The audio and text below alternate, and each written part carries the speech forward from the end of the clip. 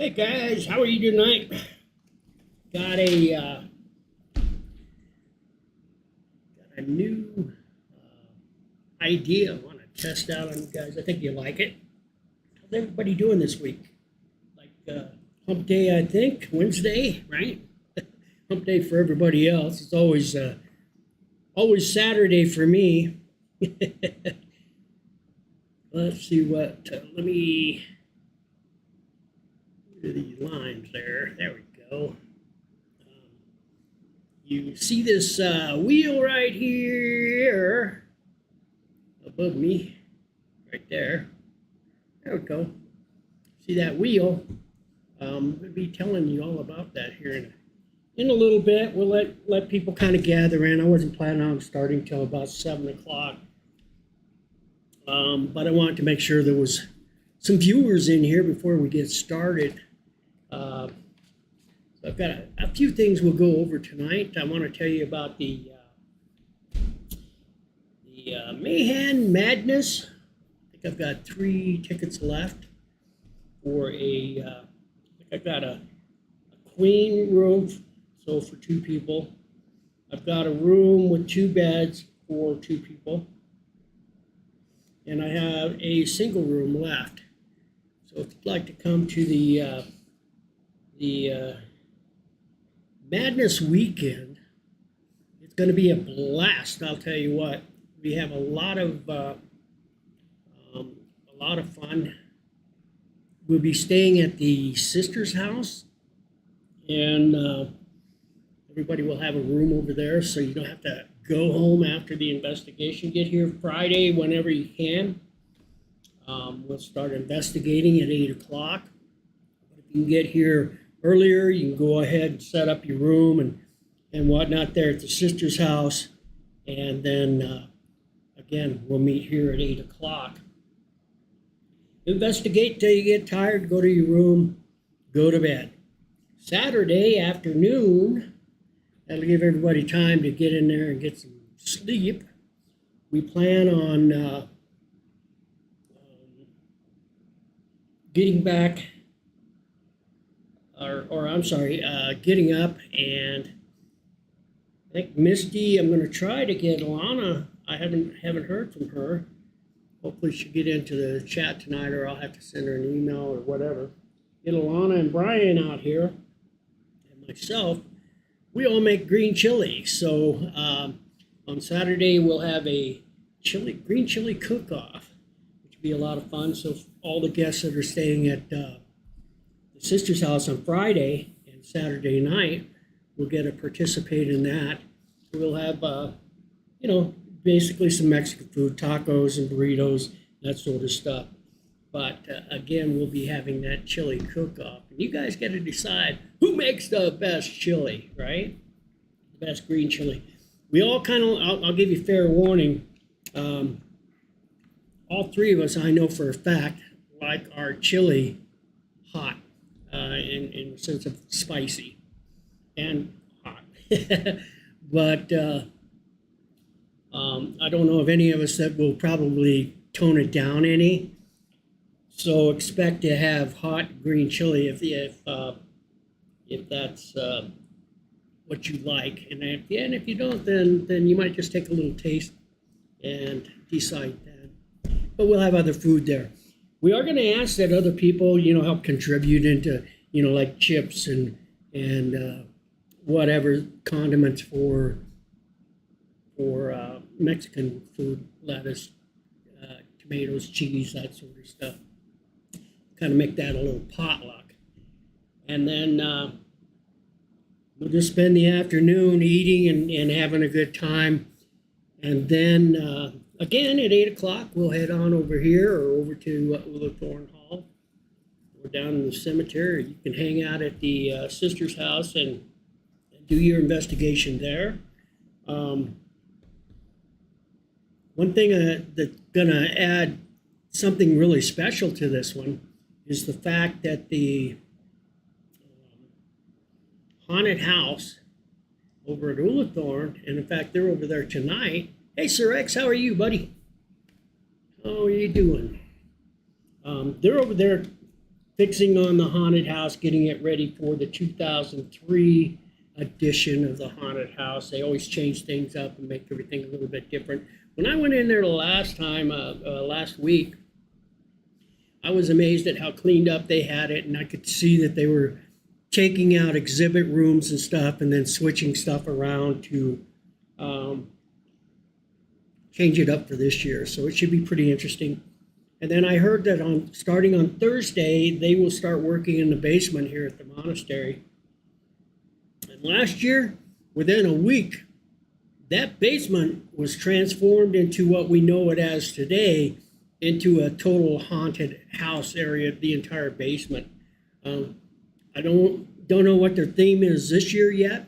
I imagine I'll be finding out pretty soon. But the cool thing is while we were here for the monastery madness and staying at the sister's house, we'll be able to go into Hulathorn Hall and into, of course, the basement here at the monastery while it's in full dress for the haunted house, and being that it will only be a week before they open up for their first weekend in October. Everything should be set up, so that's going to add a little bit of more creepy factor to this event over the ones that you can come to during the course of the year. So that's going to be a lot of fun. I believe. You guys are going to enjoy that. Thank you, Sir X. I appreciate the biddies.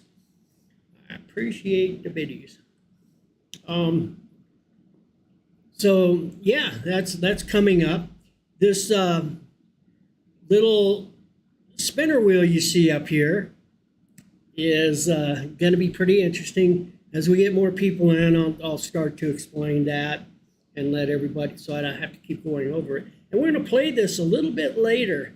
And I've talked about it, and Axbatch actually put the wheel together as you see it up there. And of course I can enlarge it and make it as large as we want, or as small as we want. I just got to kind of sitting up there so that it draws your attention to it, and yeah, and your curiosity. It's going to be a lot of fun, let me tell you that. And I've been talking about it, but here I'll explain it again later. Let's see, is that like Misty's penny? Yeah, actually it is, Sir X. I know what you're talking about. It is. And what I plan to do is, for those of you who have 2,500, maybe 2,000, I haven't decided yet, it'd be 2,000 or more channel points, then you can exchange it for one spin. And if you don't have any channel points, I'll be happy to take $2 and you get a spin. I'll make it worth your while, because on the dates that it lands on, and you can see they're in 5-year increments, because obviously I didn't want to put 67 slots up there for every year of my life. So that'll give me a 5-year range for you guys to pick a year out of, let's say here, I'll just spin it. And again, I'm telling this to, it looks like just you, Sir X, for right now. But let me interact. If I go like, let's see, I think I gotta go, grab it right here, and then spin it. Try it again. No, I'm trying to be funny about it. Let's see here, go to interact.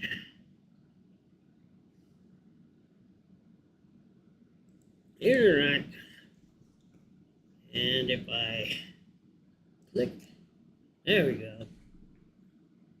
It spins the wheel, and in this one, it's going to go to 1957 to 1962. So you see here it says, as I remember back in, and you can choose, obviously 57, I'm not going to remember shit. I was just born. But I do remember some things, say in 1960. I remember one of my earliest memories is in probably 1960 forward. So then as that spins, let me bring that thing back up. I've got to get used to playing with it here. So as I close it, then it's going to remove that 1962, 1957 to 1962. So anybody that spins next can't land on the same year. And I may make it so that you get two spins. If you either take this spin or you get an opportunity to spin another spin, but whatever it lands on the second time, you have to stick with. So I haven't really made up the rules yet. We'll play it by ear. Tonight will be the first time we'll use it.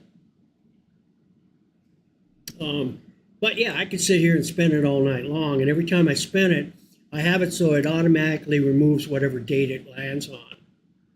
So right there, it landed in 2022 to 2024. Now, if I close it, it's going to remove 2022 to 2024. So now it's not on there either, nor is the 1957 to 1960, whatever it was.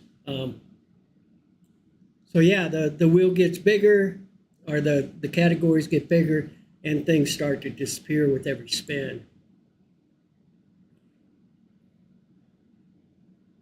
One more time. So this would be 1998 to 2003. I have to tell you a story between those dates.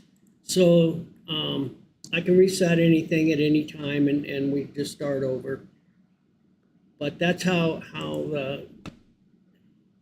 that's the basics of it there. So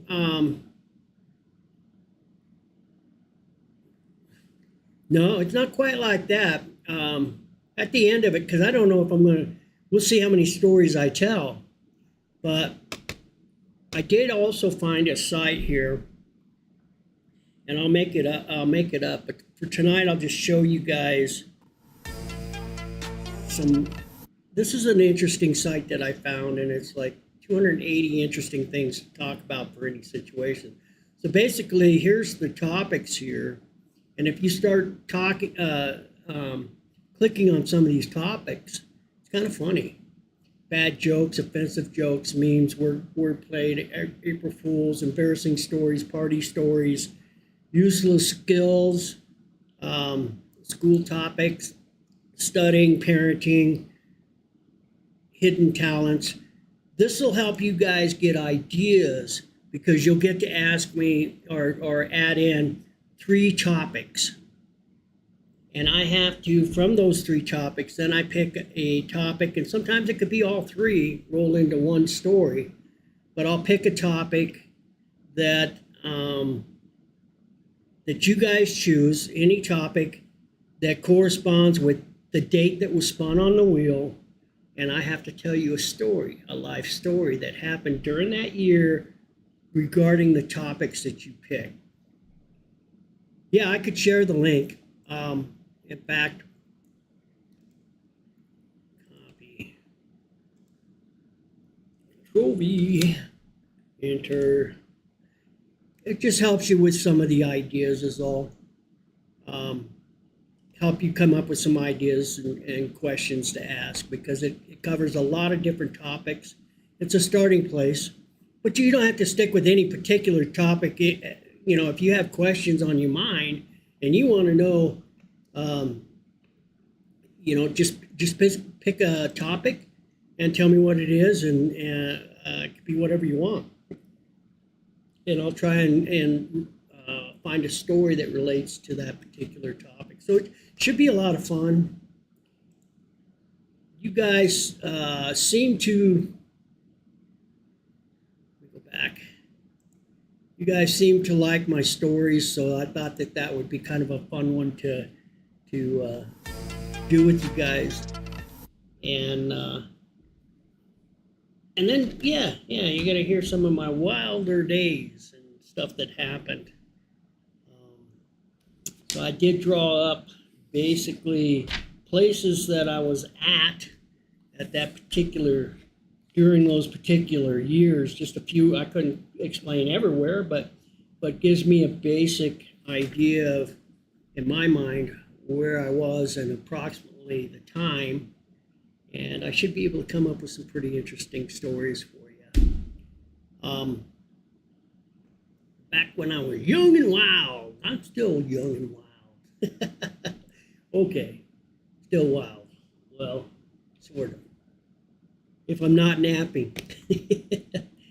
But yeah, it should be a lot of fun. Also, I wanted to discuss with you guys tonight some of the things I could use some help with in my channel. And some of you, like Sir X, you are a huge help just being a mod. Hey, Wanty, how are you? Is it me you're looking for? It was, brother. Wondering how you're doing. Adrian, how are you? Thank you. Thank you. 1 year for 3 months in advance. That's awesome. I'm well. I'm doing good. Waiting for a few more people to gather in. I had got Sir X in here, and now Ariane and you. And we will, I'll tell you all about this little wheel that you see up here and how it's going to work. We'll play it a little bit later tonight, and should be a lot of fun. You guys like my stories, so I kind of, Axe Batch was able to put this together for me, and here we are. You know, now we'll spin the wheel for story time. Everybody seems to like my stories, and so we'll spin the wheel, and I'll tell you stories about what happened in that time range, and you guys got to pick the subjects that I talk about. So it's kind of random. Who knows what's gonna happen, but it should be a lot of fun. But before we get started on that, Wanty, you'll be interested to know I've got like 3 rooms left is all for the Madness weekend. And let's see, I think it's I've got a room with a queen bed, a room with 2 beds for 2 people, and then a room with 1 bed for a single. So that's what I have left, and we'll have a sellout. And because I didn't sell any of the single night events, I went ahead and just pulled them off and just make it so that it's collectively just whoever stays at the sister's house will be the ones that come. With the exception, I'd like to get Alana and Brian up here on Saturday. And they live here in town, so they never do stay at the sister's house. But if they can come up, and on Saturday, Brian makes some really, really good green chili. Little Spirit Girl will make her green chili, and I'll make my green chili. So we'll have a chili cook-off on... Don't press that button. Right? You don't know what you're doing. Right? I could screw up anything at any moment. Touch up a button. But we'll all be doing a chili cook-off on Saturday afternoon, and everybody's had a good night's sleep. And then we'll also have kind of a Mexican food type stuff out for everybody to eat during the course of the day. And then, of course, we'll get started investigating on Saturday night at around 8 o'clock again. And you can come here, you can go to the monastery, go down the cemetery, you can stay at the sister's house and investigate there. But it should be a whole lot of fun for everybody. So that's kind of what we have planned for Saturday. And then, as you know, the haunted house will be in full dress that particular weekend, because the following weekend, they open up to the general public, but we'll be able to get in there and investigate it before the public ever sees this year's edition of the haunted house. They're over there working on it right now. They will start constructing down in the basement here at the monastery on Thursday. I'm sorry. They'll be in here on Thursday and start building it. So by the time we get in here on the 22nd, 23rd, the haunted house will be completed, and I'm pretty sure just about everything in the basement will be completed. And again, we got to investigate in the haunted houses, both here and over at Oolathorn, before anybody ever gets to see it. So that's just an added plus and bonus for anybody that's going to come to the event. So it should be a lot of fun. I have some experiments I want to try. That Tesla coil that you got me, Wanty, I want to try some stuff with it. I'm trying to get a spectrum analyzer because I want to measure sound waves and vibrations and stuff. And I've been looking at them. They're kind of pricey. I'll see if I can pull it off between now and the next few weeks to get one. But even if I don't, it will involve a fog machine, a laser grid, the EDI, maybe an E-probe, the FLIR, what else? Something else. At any rate, I'm going to try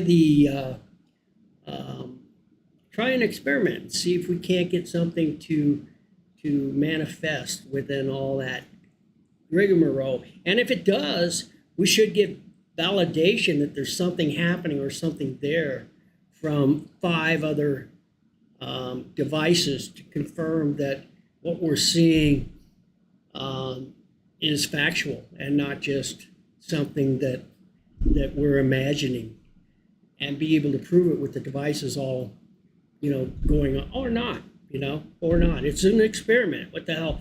These guys that were in a couple of weeks ago, Things Paranormal from Indiana and what was he at? Indiana.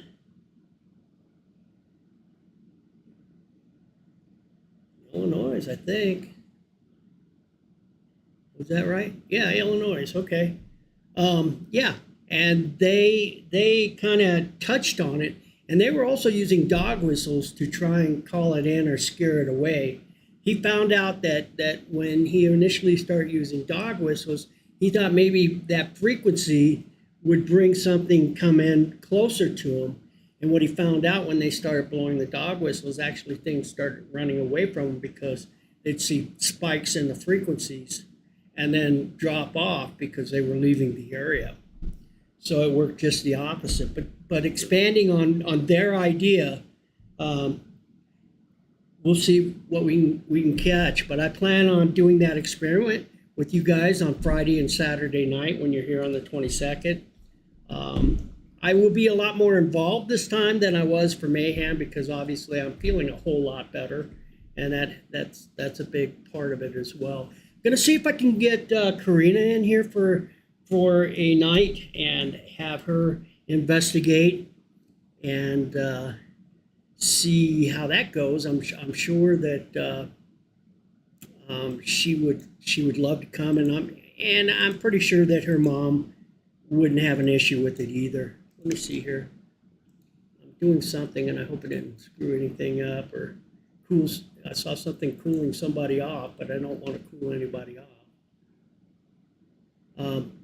Yeah. And that's what I was thinking. Owen and Karina are about the same age, I believe. She's 12, going to be 13, or maybe she's 13 now. I'm not sure when her birthday is. But they're around the same age. Is that correct? So, yeah, they can kind of hang out together. What the hell? I know that she would have a blast. And speaking of Karina, I did manage to get a hold of, or actually, it was Jason. We all know him as SoCal here on the stream. He was actually videotaping the Mayhem event, which is a lifesaver because I was able to take his audio and his video, my video, and my crappy audio and weave together that whole little segment with Karina talking about spells and whatnot during Mayhem. And I want to share that with you guys here. It's I'm not sure how long it is. It's 20 minutes, I think, is when that she give her lecture. But I want to replay that and let you guys listen to it because she's such an amazing kid. And if you want me to, as we're playing along, I would be happy. Right, Wanty again coming through. Wanty has sent me already the repeater that I need to expand another 1,500 feet circular diameter from the chapel into the library, sacristy, the priest dining room or priest bedroom, as well as the priest dining room. It'll catch all that, and we should be able to get the Wi-Fi back up, and it'll be good all the way through. So thanks for that, Wanty. He's coming in on Friday, I believe, early, and by the way that the time that it took him to set up the ones down in the basement, I can't imagine setting up one will take more than an hour for him, and we'll have Wi-Fi all over that end again. And I'm excited about that too, because one of my favorite places to do EVPs and stuff is right there in the viewing room. But it's always been that I couldn't really live stream it because we didn't have good Wi-Fi there, and my signal would always die. Yeah, and now I just got to get more proficient with the Discord, and that'll happen. But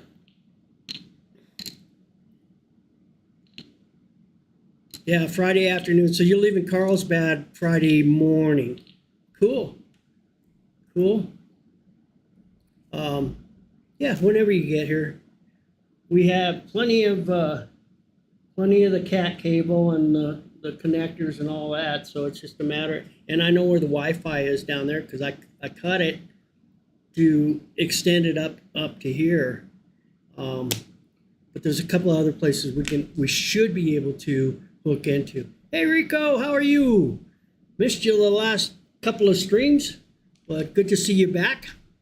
Got a fun night planned for tonight. We'll be spinning the wheel, and I'll tell you guys all about that when we get back to it. But for right now, I just want to play that clip with Karina. Like I say, some of the audio is kind of sketchy in the beginning, and there's cameras are being moved and stuff, but it seems to settle down after a certain point, and it goes fairly well. It's not the greatest video, but you'll get the gist of it. And also, I was able to combine some video dealing with what we got. This was the very first time that we tried to stream Discord in the chapel. And again, because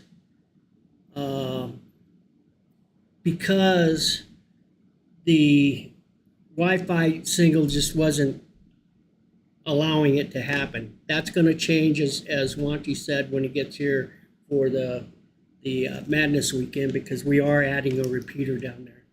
But let me see if I can pop that up real quick. I think I have it on here. I'm going to try to play it right off of the... No, it's not even showing. Let me try to unplug it and plug it back in. I may just... 2 hours later. Hey. Hey. Somebody changed the price. No. I thought that was Jeopardy.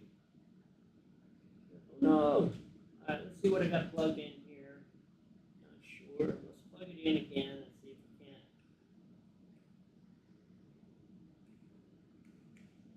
can. All right. I hear it.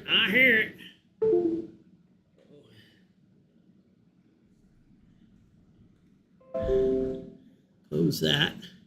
All right, I think I can play it now. Let me cue it up over here. Close that.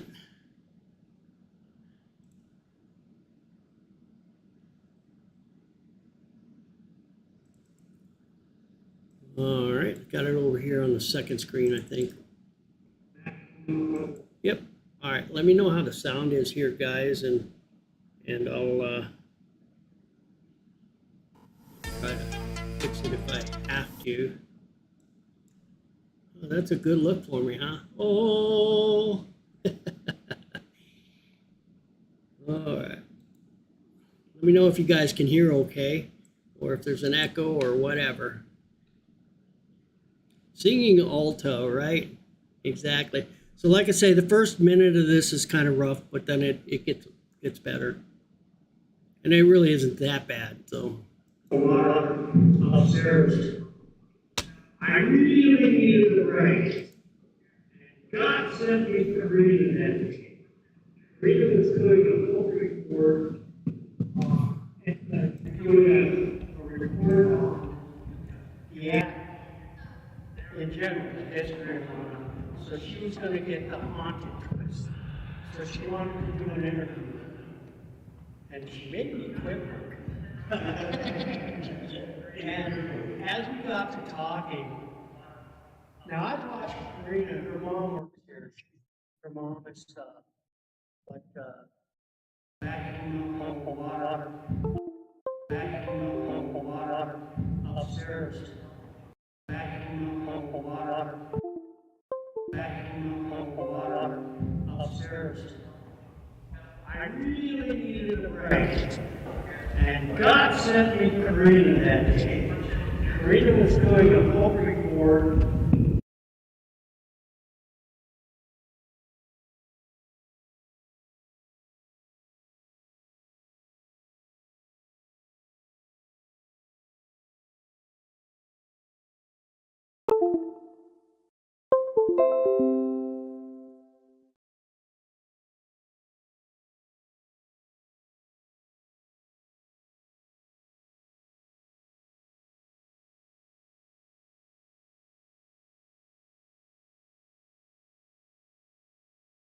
It was at this moment he knew.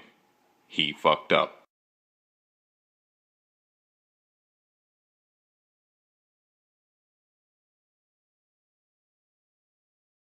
Vacuuming up the water upstairs. I really needed a break. And God sent me Karina that day. Karina was doing a full report.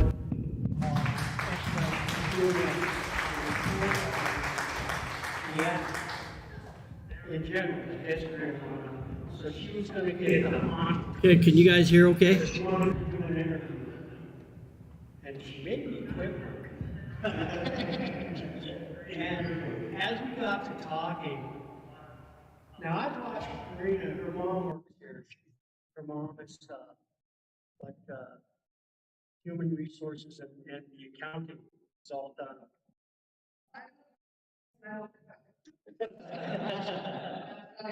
Yeah. So during the summertime, spends a lot of kids' girls. I started going through the hallways and places. We'll get through this section and it'll get better.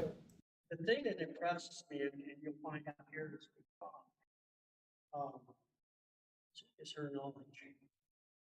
You're a white witch. Speak up here. Yeah, yeah. So tell me a little bit about how you got into that.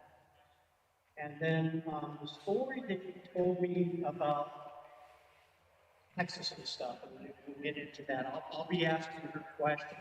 So if any of you guys have questions, by all means answer them, because I know she got the answers. Yeah, yeah. So tell us a little bit how you got into it, how you got started. I do have your focus here. She made me a special one today for health, right? And we'll talk about how she came to how much whatever you put in here. That's what was impressive to me. was how much she knew about, oh, you use just a little bit of clove for confidence, because if you put too much clove, then it can turn on you. And so, yeah, let's just chat. Well, I got into it because I figured it was cool and just opening the jar and certain herbs could influence someone's life. So, yeah. And in my opinion, it's not necessarily magic. Like, I don't think the jar, I think it does things, but I don't think it, like, literally will change people. I think it depends on if you believe in it and if you put your trust into it, that will actually change something. And so you don't use it. One thing I pointed out is like, tell me the difference between a potion and a hex. It's like here you got a potion and you've got a hex. So normal spells are, like having a spell, self-confidence spells, protection, things like that. Where hex spells are not necessarily used to harm something, but they're used like get rid of a negative energy or something that's bothering someone. So if you or yourself or you or other people is being bothered by something, whether that's a spirit or just, something that's bothering you, if you put a hex against it, that can kind of protect you against it and, kind of tell it to stop in a way. So you told me an example of a hex. See, typically, if you've got the bully, the girl that was picking on you, instinctively, and my first impression was, yeah, I had this bully girl that was bullying me all the time. And so I made a hex, thinking, hex people. And explain what your hex, how you made your hex work for this bully. So in that situation, he, was just being a bully. And I decided to try to do something with a spell to fix that. So, I made a spell, and along with that spell, I decided to change myself and change my attitude towards her, change the way I treated her, and that has got her to leave me alone. So rather than put a hex on her, you put a hex on yourself. Kind of, yeah. Yeah. And that's something that I learned from your mom here, and in talking to her after talking with you. Mom does have some say into this, and then I think she suggests that the hex go towards you, and helps guide you in a direction that helps for everyone. Yeah. So my mom helped me alter my attitude towards people. I'll bet she does. Yeah. Make it better. Because it's always something you can do to help the situation. It's not telling the person to leave you alone. I mean, that'll help, but it doesn't always work. It works better if you fix yourself before you try to fix other people. That's what I think's so cool. I mean, 12 years old, it's just, he has this knowing. So let's talk about your potions here. You were talking about, and I was interested in the hexes. And what are some of the things that you would add to a hex? So, And how do you know? so normally with hexes, it's more of, things that people would relate to negative. So black peppercorns or chili flakes, things like that.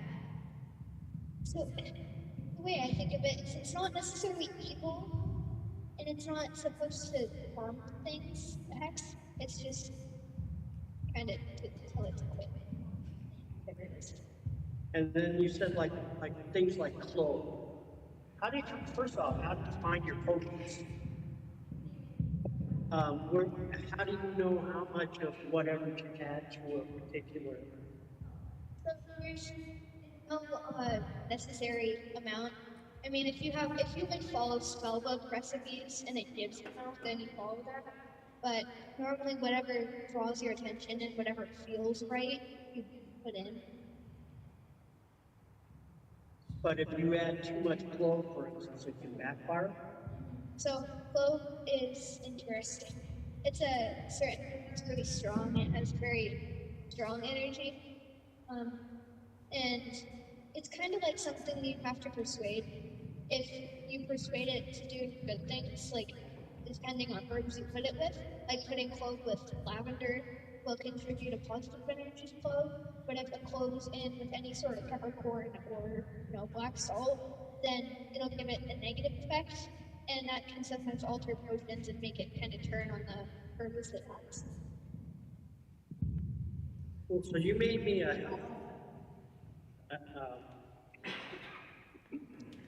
what did you add?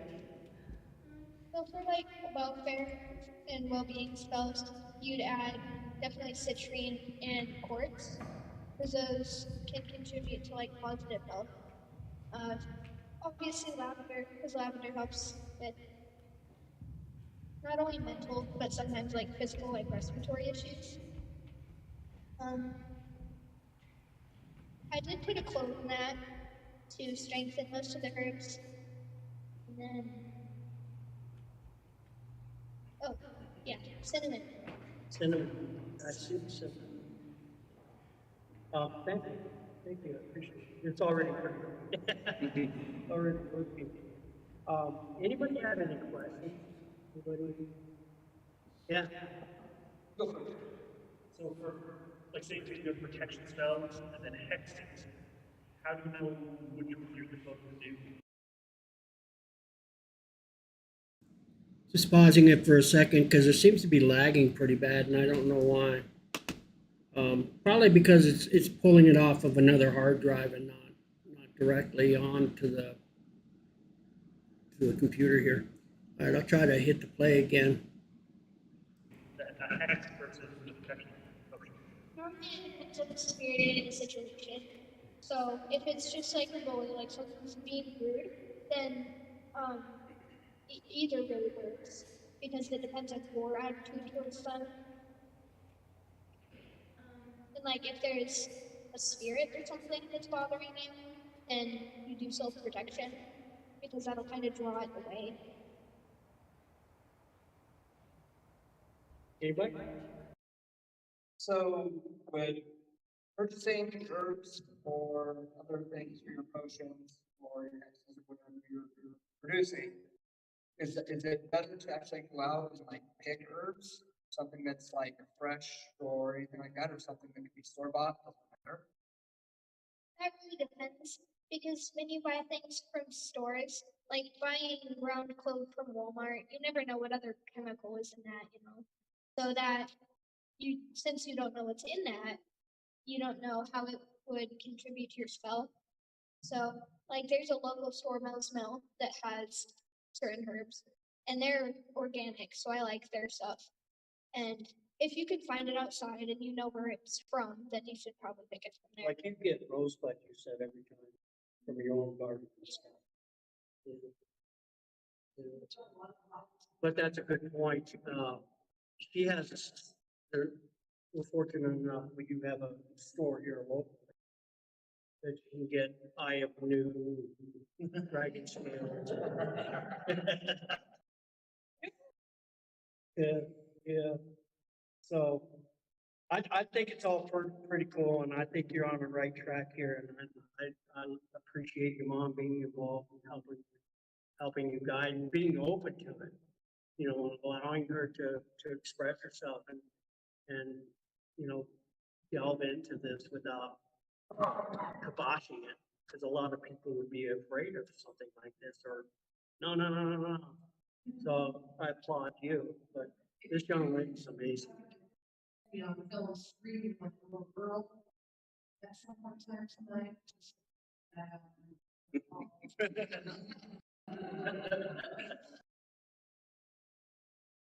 Cool. You got anything else you want to add or?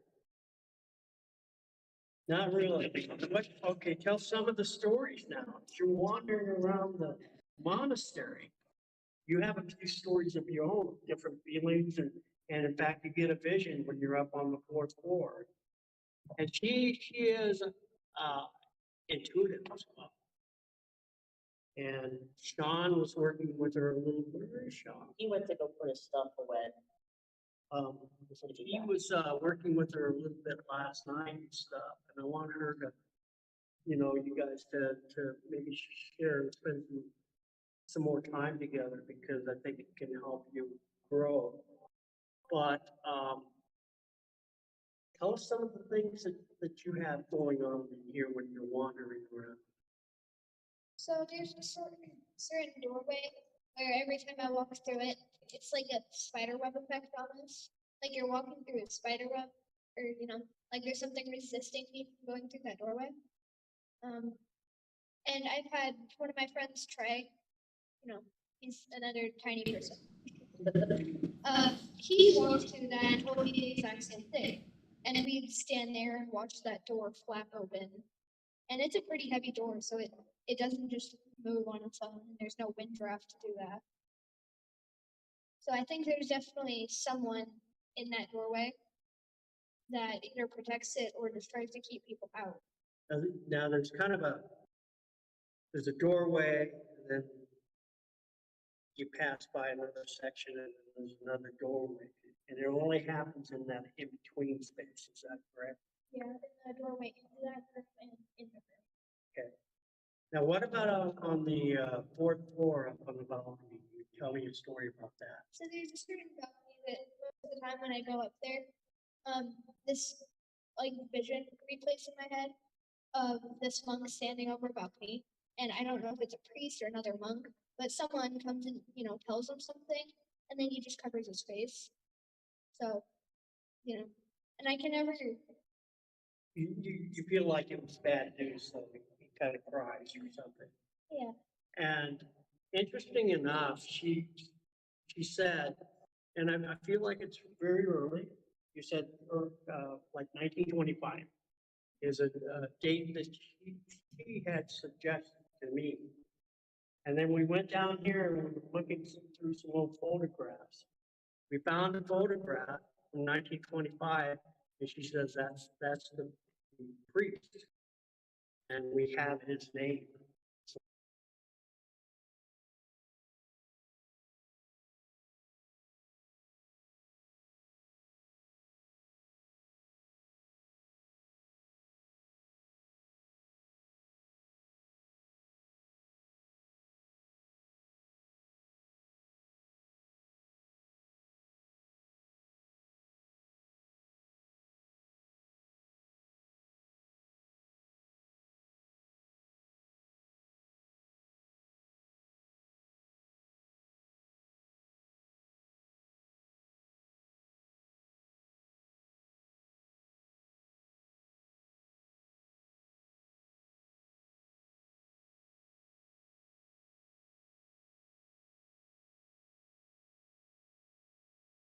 Hey, Dennis.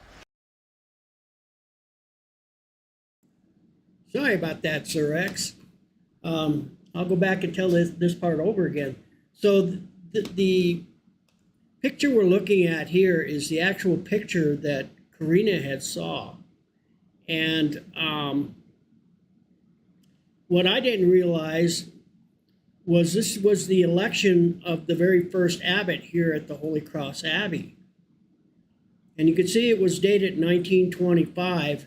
And the figure that Karina had pointed out to me, the priest that came and bared the bad news or the news or whatever, was this fellow right here. I don't have his name yet, but I will. It should be pretty easy to find. But what's interesting about this is, in this photograph, we also have Father Cyprius A. Bradley, and he's right here. Father Cyprius A. Bradley was the very first elected abbot here at the monastery. So I'm just wondering if this priest here wasn't part of the counting of the ballots and went back to Father Cyprius A. Bradley to let him know that he had been elected to become the first abbot.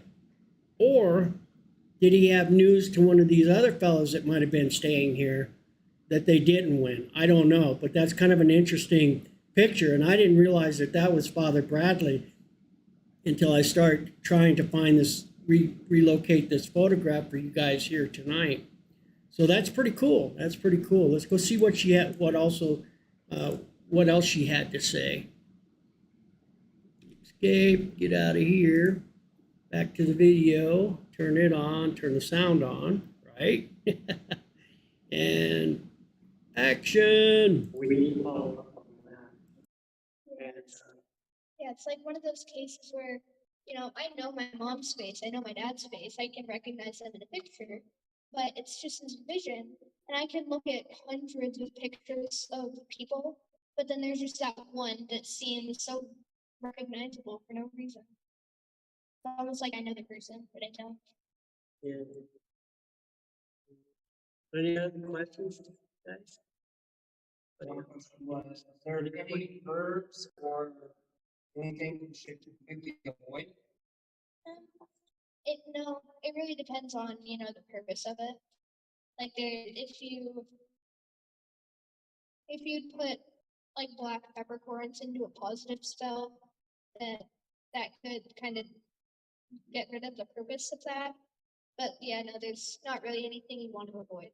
I'm sorry, the video portion is lagging really bad. close seems to be, and that's what stands out in my mind. Close is the one we don't care about. Yeah, with clove, it's not dangerous. It's not, it's not bad. It's just really strong. So you need to watch out what you use it for. And again, no life generators.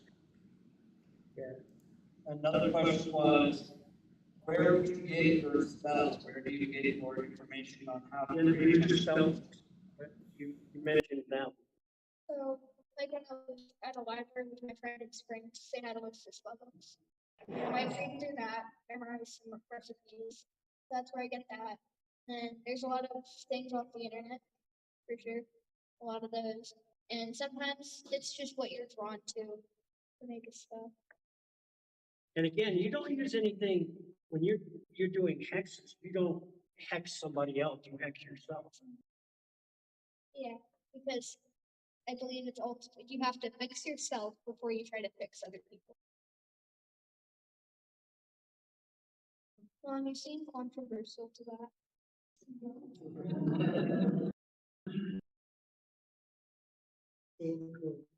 Awesome.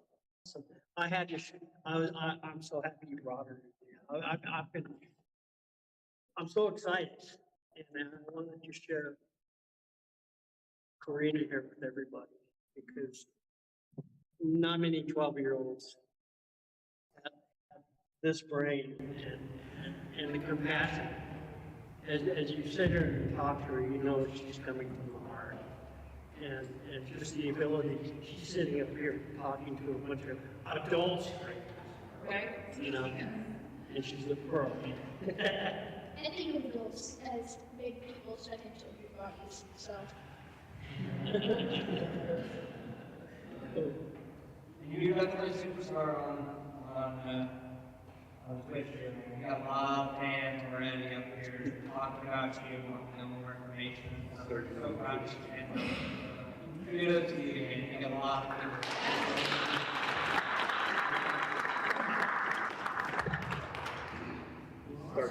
So you want to explain the hexes and the spells that you brought me?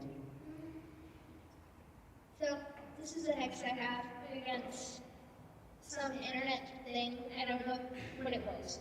A glitch, a person, I don't know. But one of my friends is getting bothered by this thing, and she asked me to help it, or try to, since she knows I make spell jars. So, I made a hex to help the situation. But, well, since I wasn't involved in it, there was no way I could alter myself to fix that. So it was just kind of a thing to help the whole situation. And then she just came to me and told me that that person left her alone. Like I don't know if she lost them or what, but something left her alone. So, yeah. Cool. And when do you have it?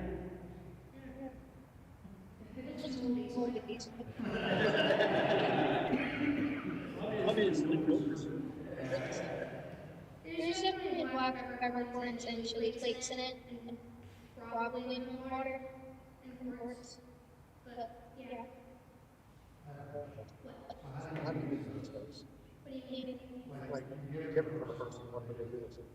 Oh, well, when you give it to someone, you always have to make sure they're good with it. And it depends on the thing. So like self-protection spells, you put them in a place usually safe because that can just contribute to the whole demeanor of that. The self-confidence spell. I'm pretty sure I have one in my backpack to help, with my confidence at school and stuff. So you basically just have it. But it depends on the thing. See, in talking with him, I suggested, well, you must be one of the popular kids in school. No, I'm the weirdo. I have two fellow weird friends. Yeah. So you're you fit right into this group. He does. All right, what do you have here? I'm pretty sure this is a self-confidence spell. So this is just one that I have in my house all the time. It has cinnamon, lavender, honey, citrine, and I think pink salt in it. And yeah. Now, citrine is one of your favorites, right?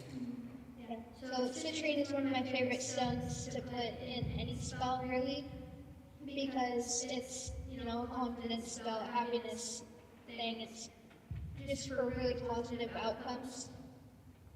So, yeah. Do you crush it? No. Well, if you find like a big chunk of citrine out in the mountains, then you crush it into little pieces. But, yeah, because stores just sell it little like for schools. Yeah, that's what I do with quartz. So like, I'll go on the mountain, find a big chunk of quartz, and crush it in a really concrete process.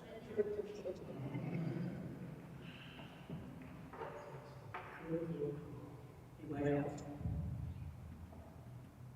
Well, let's get crew, I think.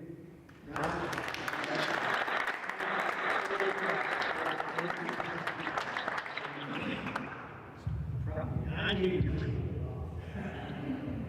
It's that combination.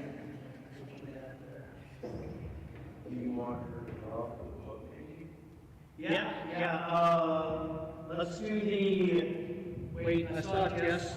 I got Yeah. it. You got there? Okay. So let's do the ghost in every house. The book. So whoever gets the name wrong, you get the wrong name.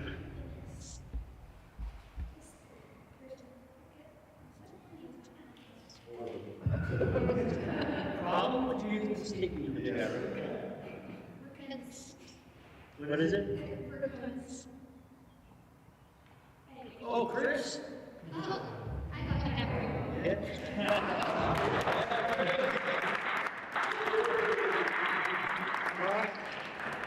We don't really need to take a long break. We're supposed to appreciate it. He's here. You want to step on up and give your spiel? Yeah, thank you.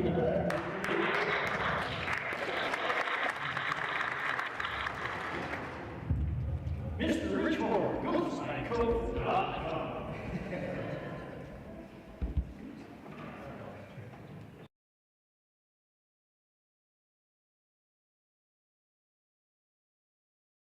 There you have it, guys. Pretty interesting. What a neat kid. Always so much fun to talk to her. She is just so confident and knows so much, and she was so comfortable talking to all of us, which amazed me in itself. Just being around a bunch of adults, strangers, and having the confidence to sit up there and talk. And yeah, of course, Sir X won the goodie that drawing. got a ghost in every house. Do you ever read that thing? You should if you haven't, because it's got some amazing information in that book. It's definitely one that I suggest everybody, if you can get a copy of it, do. If you can't find a copy, get a hold of me and I'll get you a copy. A Ghost in Every House. It's practical, scientific approach to ghost hunting, and it covers every single subject that you will come up on while doing. It doesn't matter if it's a private investigation or just for fun, or you want to do a professional, provide you with forms, information, blah, blah, blah, blah. It's just an amazing book, and I would highly suggest it to anybody. But anyways, yeah, Chris got that, which I thought was a pretty decent prize. But yeah, back to Karina. I think she's an amazing kid, and it's always fun when I get an opportunity to kind of hang out with her. She likes kind of hanging out with me too. So she was up a weekend, a week or so ago, just right after school starts. She come up for about, I don't know, about a half an hour, and then she had to cut out and go to volleyball practice. And that's about as much as I've seen her all summer long, sadly. But yeah. We'll see if we can't get her to come over at least on Saturday if she can't make the investigation, which I hope she can. All right, guys. So that was Karina. Let's talk just a second here. I started to bring it up a little bit ago at the beginning. I could use some help with my stream, guys. I'm going to try and get more things lined up.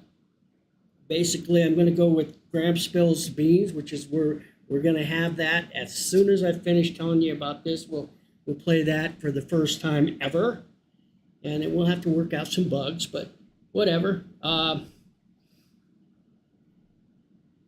Then I thought I would do a thing on, everybody seems to like a lot of my photography and the things that I do with it. And so I'm to make it easier so that the people that are able to watch the stream during the daytime hours don't want to hang out because they got to work the next day or whatever, but they can't spend all night doing an investigation. This will kind of cater to you guys. You can get in there. I'll show you the stuff that I know using Photoshop and using Lightroom and the stuff that I do to enhance a photograph and whatnot. You could take a bad picture and still make it look crazy good. And I know. And so that's something I thought I would share with you once a week, is maybe doing a series called Creating the Illusion, and start doing that during the daytime hours, more towards the 3 to 5 or something type time slot, something during the daytime. So I'm hoping I could put that together. I plan on doing some metal detecting. I better get my ass out there and do it, because snow's going to be flying here pretty soon. The way this crazy weather has been lately, definitely a lot cooler than it was off and on last month. And it seems like we've had a lot of rain all of a sudden this past week and a half. So I'm thinking it's going to be a pretty harsh winter. We'll see. So that's kind of what I have planned and some possible shows coming up. But what I need help with is when I do investigations, and many of you guys have volunteered, if I pop those recordings up on my Discord, or maybe even in a Google Drive, if you guys are interested in being my ears and doing the follow-up and listening to the EVPs after an investigation, I would love to have somebody be able to do that. Just hang out and listen while you do other things, whatever, and see if you don't catch some voices or sounds in the background that maybe we didn't hear. So if you want to listen to EVPs, if somebody's interested, let me know in Discord or send me a text on Facebook or in shoot me an email. Dennis at simplyghost.com. That's easy to remember. You can see all my socials here. And by the way, Sir X, we're going to work on that too. Why those things aren't popping up. But another thing too is I really need to start creating VODs after the show, videos on demand, and taking little highlights and making highlights of, like even tonight's show or the last show, and clipping, maybe condensing a 6-hour video to basically a 10-minute segment. And, just kind of highlighting that night. I need somebody that can do that. I just don't, I get so busy doing other things, I can't do it. If somebody knows how to do a little bit of video editing, it really doesn't take that much time. It's just time I don't have. And Sir X, you're really great at making the clips, and I definitely appreciate that. But I need somebody that can take those clips and then make little TikToks out of them, like 30-second to up to 3-minute little clips that I can post on TikTok, I can post on Instagram, I can post into YouTube 1-minute shorts and stuff like that. And there's a ton of free software out there. Hell, TikTok's got a good editing program. You just drop in a video and chop it up and add your effects and go to it. But I kind of need somebody to help me with my social networking to try and get more people in here to watch and whatnot. So if you have any video editing skills or would like to try and learn that, I know a little bit about everything. It's just I'm just stretched for time all the time. And I also need later on when I've got things going on and I'm doing an investigation, it'd be nice to have somebody that can film for me. I'm not only the guy in front of the video or the voice behind the video, but I'm more often seen behind the video, and I'd like to be more in front of the camera as I'm speaking and whatnot. So I kind of need a cameraman or somebody that can film while we're doing the investigation. Mods, I have several mods, but it's always a good thing to have more mods that can kind of monitor the channel and do stuff. And in case Sir X is not here, Cat's not here, Batch is not here, Wanty's busy. These are my moderators now, but I can always use a couple more. And technicians, anybody that's techno savvy on Discord, some of this other stuff that can teach this old man, because I know Jason is not always available. Batch is not always available. He gets really busy, and he is definitely he's my main go-to guy, but he isn't always available. So if you know how to use Discord and you have that tech savvy, it's like, why am I fumbling with trying to get my phone to videotape or video as a second camera? I know it's a click in, you get into your thing, you turn it on, you turn on the sound, and you're on. But it never works that way for me. It'd be nice to have somebody that's there that I can say, hey, what am I doing? What happened here? What can you help me with it? And, so I'm kind of looking for that sort of stuff too. If you guys have any ideas or something you'd like to see, questions, that sort of, let me know. Let me know. I'd be happy to entertain just about anything. So that's kind of the stuff that I needed help with. And if you have any ideas or any way you can help with that, then send me an email, shoot me a text, catch me on one of the social medias and private message me. and let me know. I'd appreciate it. Yep, let me know. Misty is on her way in. What? Did she text you or something? Did she text you or something saying I'm on my way? Oh, to join chat. I see. Chickadee, how are you? How are you? Cool. You guys are showing up at about the right time. You missed the first part where we discussed some up and coming things, and then the part with Karina. But you can watch that later. Now, I'm doing well. I'm doing well. Now we have a new thing that I'm going to try to make a weekly deal out of. Everybody has always asked me or told me that they like the stories. Many people come into the stream just to hear my stories, they say. And God knows I got a bunch. So keeping that in mind, I thought what I would do is create a game based on something that Misty had done with her daughter. And I think it's an old family tradition. I wish she was in here. She could explain it better. But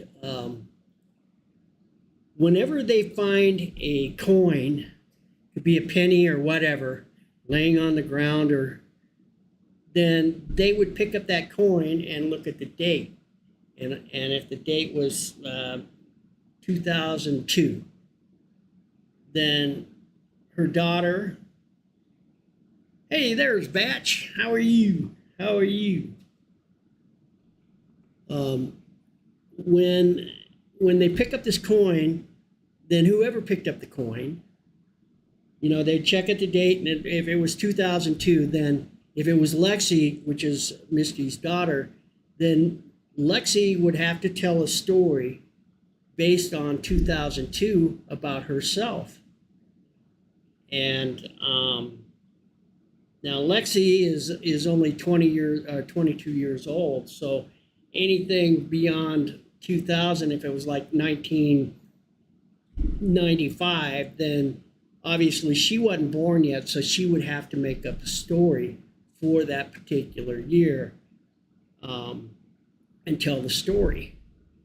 So this became a thing with her and Lexi, and I don't know if Misty did it with, her mom and dad and stuff growing up, but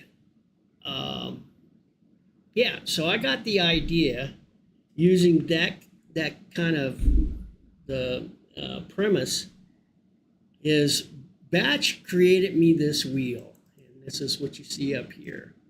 So if you look up on this wheel, it's got dates going from 1957, yep, that's when I was born, all the way up to 2023. I think I actually put 2024 right there. Yeah. So basically my plan is using that idea. Get it up here out to the side, and I'll move to the side a little bit. How's that? There. Using that idea, then for tonight, it's just going to be for fun, but it will be available in the future for either, I'm thinking 2,000 channel points. You can trade in your channel points to get a spin on the wheel, and or if you don't have the channel points and would prefer paying $1 or $2 per spin, and then when it lands on a particular year, and you can see they're broke up into 5-year increments, then You can pick a particular date of that 5-year spread. I can't stop it, but let's say it's 2016 to 2021. You could pick the date in between there, the year, I'm sorry, in between there. Then you can also tell me 3 subjects that you would like to spin on a wheel. Control V, let's see if that comes up. Yeah. So I pulled up this site. I'm going to pop it up real quick. Enter. And this will kind of give you an idea of different topics. And so if you go to this site where right here's the link, and this just helps you for ideas, then I'm going to allow you to give me 3 topics. It could be fun topics, funny topics, cool topics, crazy topics. Give me an idea of the stuff that they list, intelligent topics, serious topics, and then you can click on serious health, fears, suicide, pick a topic out of that. And then if you want a funny subject, then go to fun topics. Driving, lottery, beach, adventures, this just helps plant ideas into your head. So you spin the wheel, and let's say you came up with 2004. And you want to hear something about aliens in 2004, or maybe, let's pick another subject, life topics, influences, luck, aging, financial, whatever. Let's pick another subject. Random topics. Where did I see that? Random topics. The universe, ocean life, repairing stuff, antiques. So you pick up 3 different things that you would like to talk about. And it doesn't have to even be on this list. It doesn't matter. I'm just showing you this to put it out there to create the gears turning in your mind. Okay, so you pick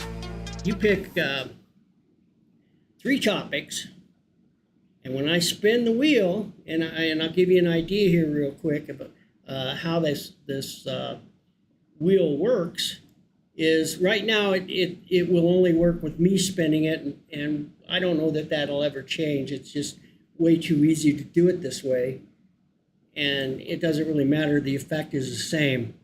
So if you're the one spinning the wheel, or want me to spin the wheel, then I'll go ahead and click this button and it'll start to spin. Where she stops, nobody knows, and it comes up on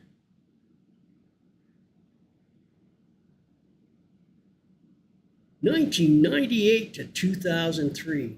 Now you can pick that year, or if I close it,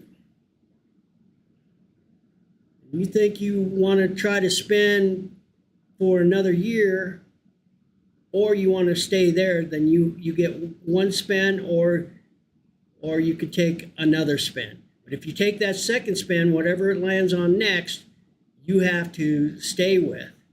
Now this 2000,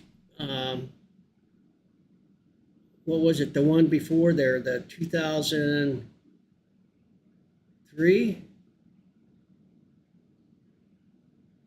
Whatever, after it lands on that disappears, so we can't spin on it twice. So then I hit the button again, it takes another spin. So this one you have to go with. This is your second spin. So now this is just a random story. So I get to pick any time in anywhere in my life, and then I have to tell you a story pertaining to whatever. So now you see that the story time is no longer available, so on and so forth. If I keep spinning the wheel, the next number comes up. Eventually, and it's right there, 2016 to 2021.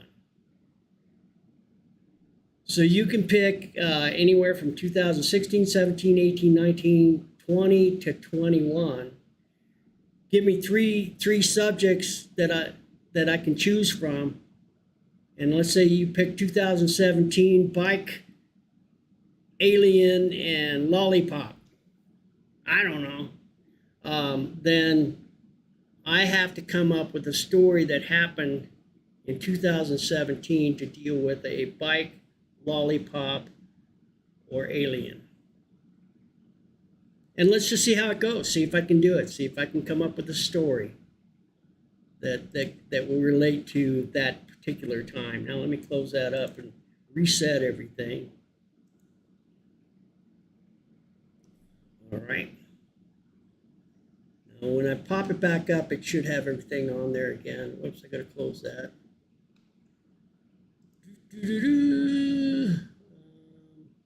Interact.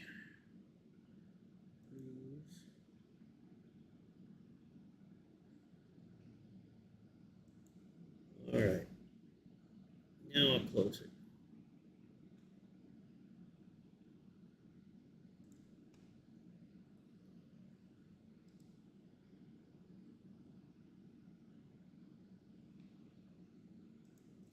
Give me a second. There we go. Now, hopefully when I reopen it, everything should be there again. And it is. Okay. Da da da da. So what do you think, guys? You want to play? Jeopardy is in your head. Play that sucker. It'll be in my pocket. Play that sucker. All right, let's see here. So now I just got to figure out who gets to pick what year. Who gets to spin? How about Axbat? You in there? You created the dang thing. You get to hear a story. All right, so I'm going to spin the year. Give it a spin. Batch is going to choose a subject,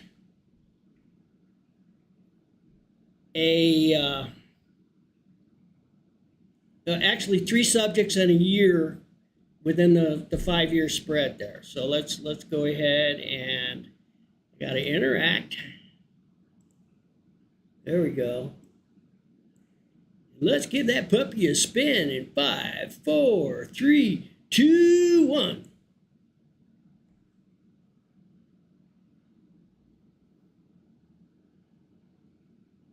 (1998 to 2003). What is your topic? Your 3 topics, and what specific year would you like to hear about?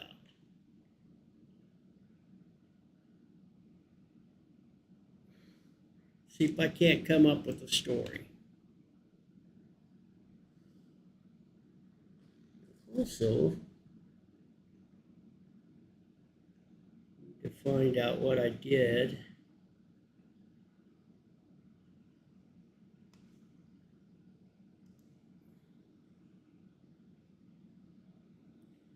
(1998).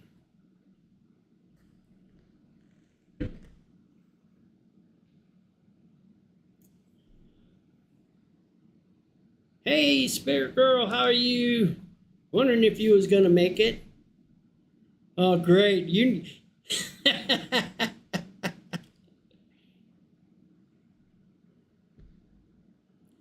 What was my hobbies? My favorite kid? That's kind of unfair. One of my kids asked who was the favorite. Well, it was Jason. Of course it was. It was Jason. Damn Skippy, right? 1998. Let's see. So we're talking 25 years ago. One thing that's obvious, obviously, was your sister was born.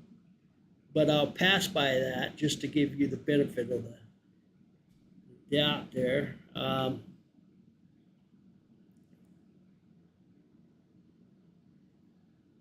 What's that? You can delete me, right? You can delete the whole channel. That's right. You have the power. So Yeah, Jason was definitely my favorite kid of all the kids that I had.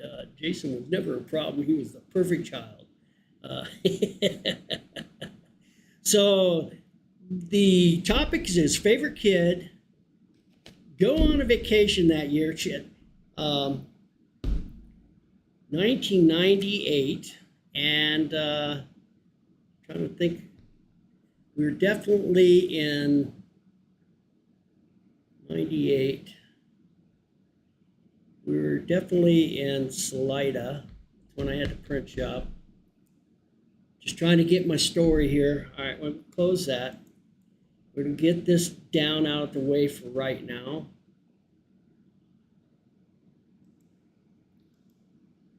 Close the wheel.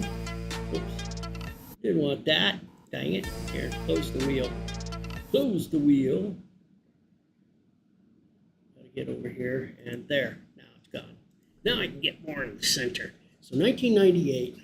All right, let's see what I got here. Vacation was probably pretty easy because I didn't take any.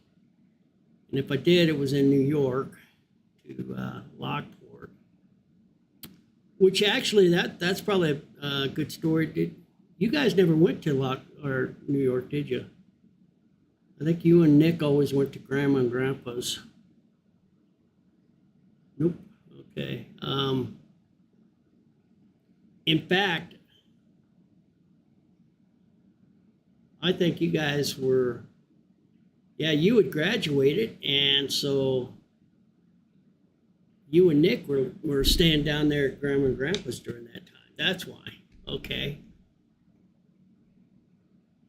And then the other one was, what was my hobby?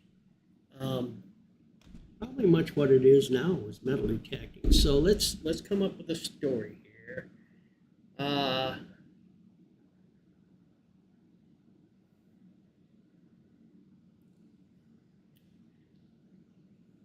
1998. All right, so every year I owned a printing company, and without fail, Linda, my ex, her relatives lived in Lockport, New York, which is just outside of Buffalo, New York, which is right next to Niagara Falls, kind of in that circle and whatnot. So every year, it was like we would take, all I would ever take was a 3 or 4 day leave. Even though I had, at that time, I had 9 full-time employees and 5 part-time employees that worked for me, I rarely left the shop for anything because nothing got done. You know, when the cat's away, the mice will play. And I just didn't feel comfortable leaving the business. But every year she had to go back and visit her dad, who was at the time, he had some cancer issues.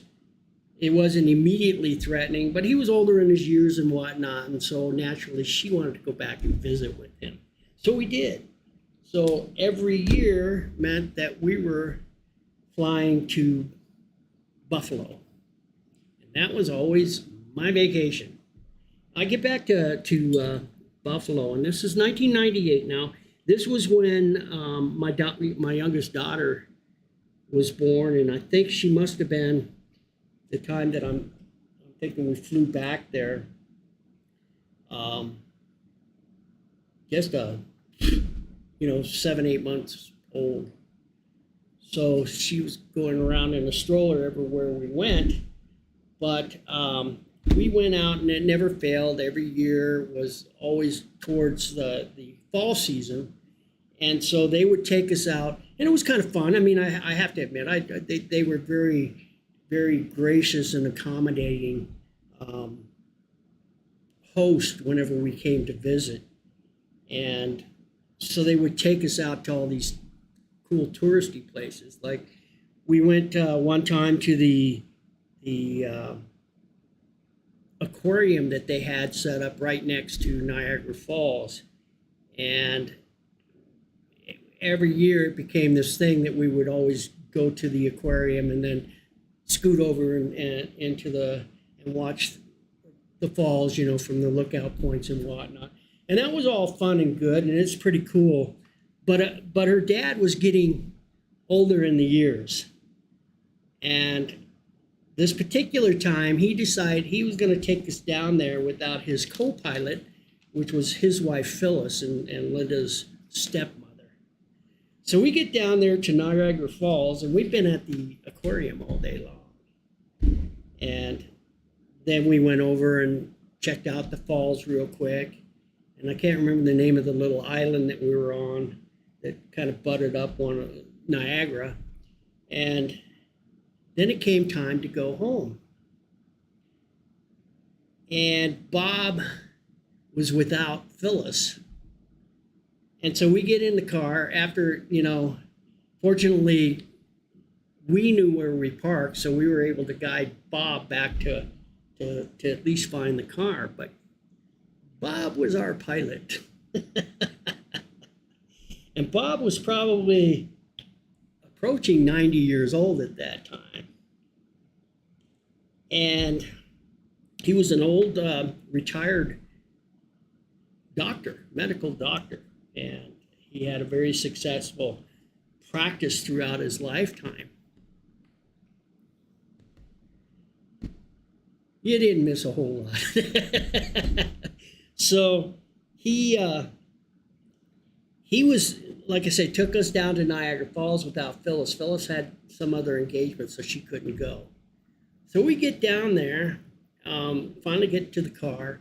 We all load into the car and put the stroller away. Got Rhonda strapped into a car seat that they were able to borrow from Phyllis's niece, who no longer needed it. Both her boys had grown out of a car seat, and so was able to loan us theirs.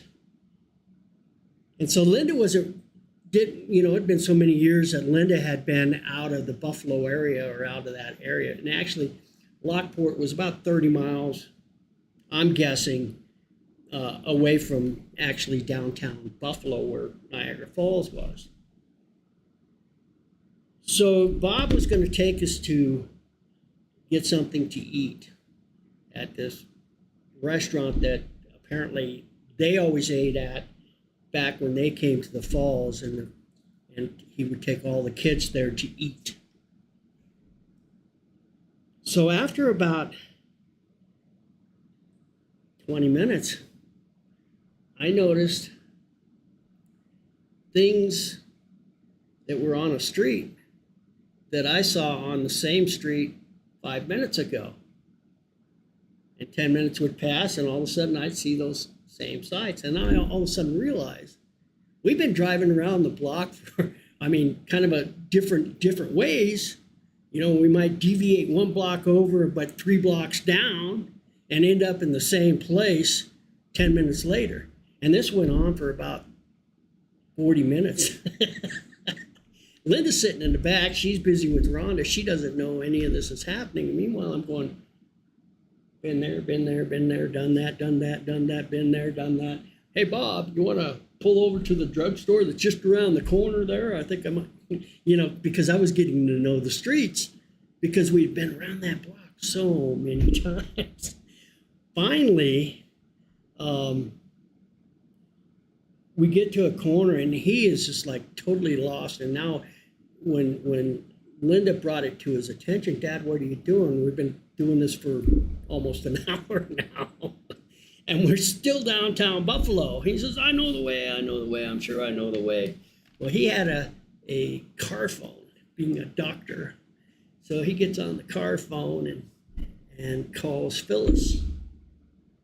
Hey, babe, I'm at the corner of blah, blah, blah, blah, blah, blah, and I can't get out of here. What am I missing? And so Phyllis proceeds to keep him on the phone. He's on speakerphone, and it's just like, and you gotta listen to Phyllis with her high squeaky voice. And it was definitely not Siri's or anything like that. And then she had that deep New York accent along top of that. And it was just hilarious to listen to her say, okay, now Bob, stop at the light, stop at the light. Don't go through the light, stop. If it's red, stop. If it's yellow, slow down and stop because it's gonna be red. And she's telling him, she's being a total backseat driver, and she's 30 miles away.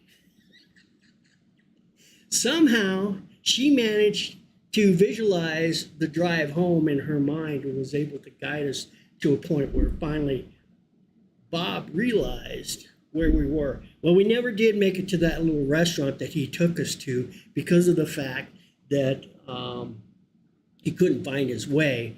And Phyllis was worried about him to attempt to find it.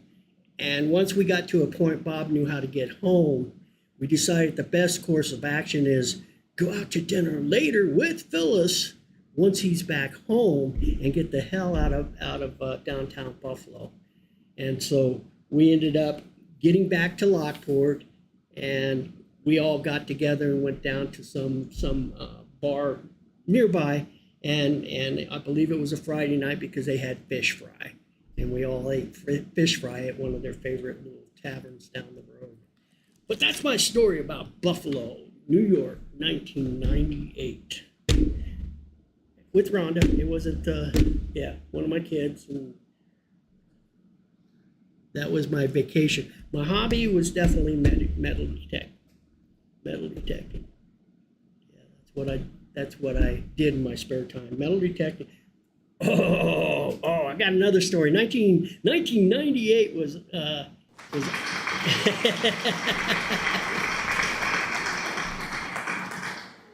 1998 too. And I don't know if it was maybe a little earlier because Jason and Nick were technically still home. And I think it was probably, I'm going to give you a freebie. This is probably more closer to, but it reminds me of another story. So this is a bonus. And I'm thinking it was probably more like 1996. And I'm sure Jason remembers Ed Morgan, and I could tell loads of stories about Ed. But this had to do with my prospecting years. And I loved panning for gold and metal detecting for gold and exploring old mines and stuff like that. So I would always take the kids, and they were young enough, really, they didn't have a choice, but they would go out prospecting with me. And I built an old rocker box. I don't know if anybody knows what that is, but you shovel dirt into the top, and then you shake it down with water on there, and then it runs down a sluice and over the fabric, and then it catches the gold. And I would always ask the boys, "Hey, let's go prospecting. Let's go out prospecting." Oh yeah, let's go. They're thinking, fresh air and get a hike around, and we could be out in the outdoors and all this stuff. And so it didn't quite work out that way for them. It was a great time for me because basically I would play these games with them, and they were kind of gullible. Not so much these days, but they were then. I'll bet you that Jason can make it to the top of that hill before you can. But I'm going to give you 20 steps ahead of him, and then I'll let Jason go. You ready? On the count of 3. 1, 2, 3. And I'd have him take off running up the side of this mountain. Let him get about 20 seconds up ahead of Jason, and then I'd say, all right, go. And Jason would take off running, and I believe Jason was like a fucking rabbit, man. He'd shoot on up the hill. Nick was more clumsy and really a lot more lazy and didn't put that much effort into it. But it didn't matter who won. The point was I was sending them up and down them mountains all day long, racing each other just to wear their asses out so that they went to bed early that night. And it worked nine times out of 10. So then if that wasn't enough, then we go up and we start prospecting. And then I think I find some gold or something, and we'd start sluicing. So rather than me picking up the boulders, moving the rocks, and having to dig, especially in coarse gravel and stuff, they would do it. And I'd tell them how fun it was and how how cool it was that they could possibly dig up the gold. And all I'd do was sit there and rock the box back and forth. They were bringing 5 gallons of dirt, dumping it in, and then 5-gallon buckets of water to run water over the sluice. And all I did was just sit back there and rock it back and forth. Okay, bring some more gravel. Bring it on up. And they were doing all the fucking work. After a while, I'd say, "Hey guys, let's go prospecting. Let's go forward." "Nah, Dad, we don't want to do it. We don't want to go." And they actually started finding other things to do because they knew that I was going to make their asses work. And I think Jason can vouch that. That's a true story. True story. Yeah, still a lot of fun. Mark Twained him, right? Right?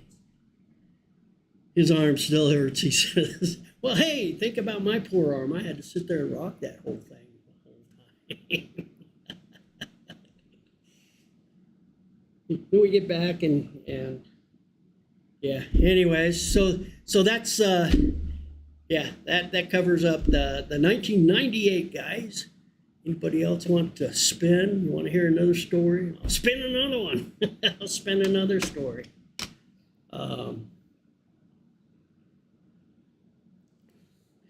tell you what. I'll tell you guys to type something into text.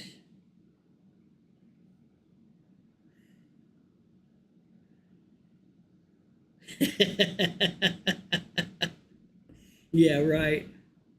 Right. Asshole.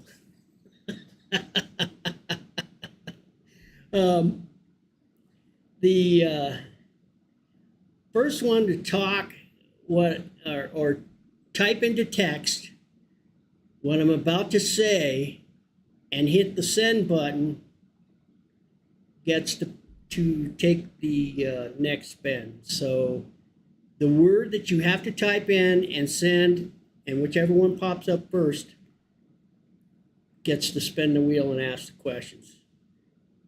The word is me next.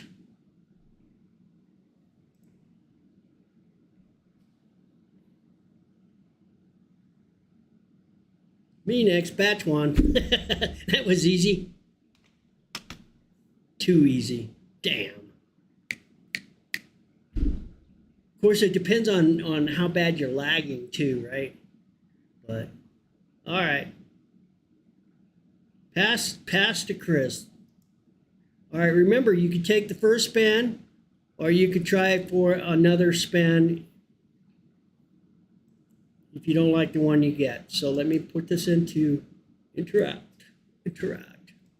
Here we go.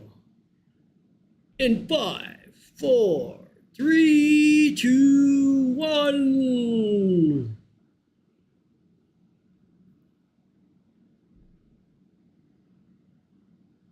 Whoa, that's a closey. 22-24. It's too new. Hell, you were probably with me when I was doing it. Whatever it is. You want that year, or you want to spin again?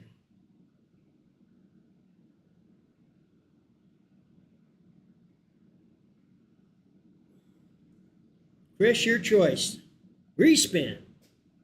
Okay, it's going to take that out of the equation now. We'll hit the spinner again in 5, 4, 3, 2, 1.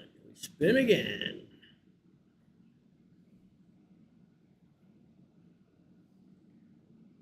Oh, 1957 to 1962. All right. Obviously, I was born in 57, so I ain't going to remember anything till about 1960 to 1962. I thought about that, and I do have some stories. So, but you're going to have to pick the subject. 62, okay. We'll close this one. And we're going to close it up in the window. 1962. All right, come up with 3 topics. Remember, you're dealing with a 3-year-old, a 4-year-old, 5-year-old. You're dealing with a 5-year-old. So I would keep it, I wouldn't ask things about sex life or anything like that because I didn't have one at 5 years old. Or maybe I did. Maybe I did. All right, let's get rid of that. Here we go. Favorite holiday, favorite pet, and favorite toy. Well, I'd rather tell you about my least favorite toy. It was a favorite toy, but my least favorite toy. And my favorite pet was probably Fritz. He was a deaf German healer, bird dog.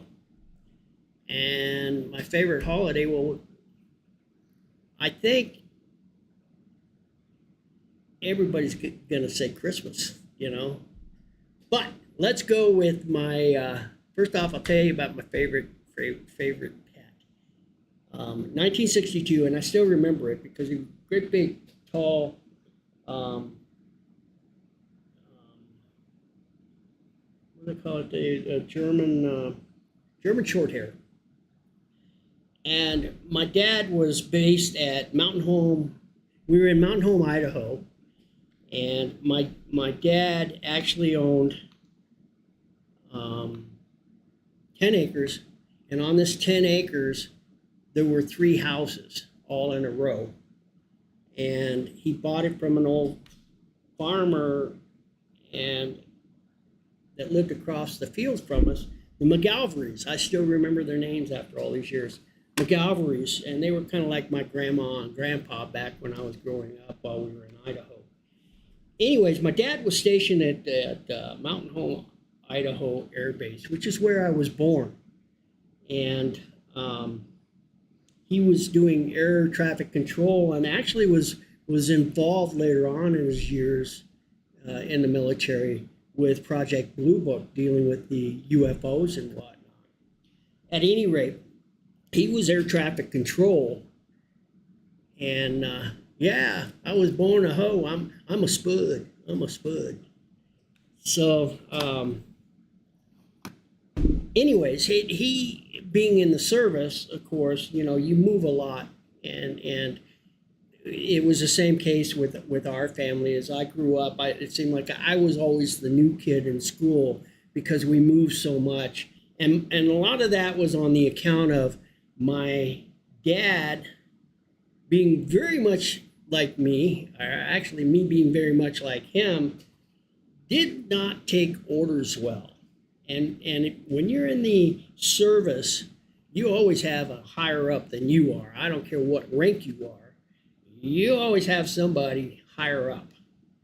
And he was a mouthy little shit and didn't always respect authority, and which created a problem for us as his family because he would piss a higher up off and they'd ship him off to fucking Greenland or somewhere, or to Korea or somewhere where we couldn't go. So we spent a lot of time without Dad being around his kids because he was shipped off doing different tours for mouthing off to a superior so he could get back to the States. So a lot of the time, my mom was raising us kids, and Dad went around, and there was 5 of us kids. And so anyways, the 1963, I was 5 years old, and 3 of those 5 were sisters. I had a younger sister than me, a sister that was a year older than me, and a sister that was 5 years older than me. And naturally, the girls would hang out and they would play house and they would play with their dolls and shit like that. And I'm just a kid. I got nothing else to do. I got 3 sisters to play with, and my brother and I really didn't get along too well in just about all our lives.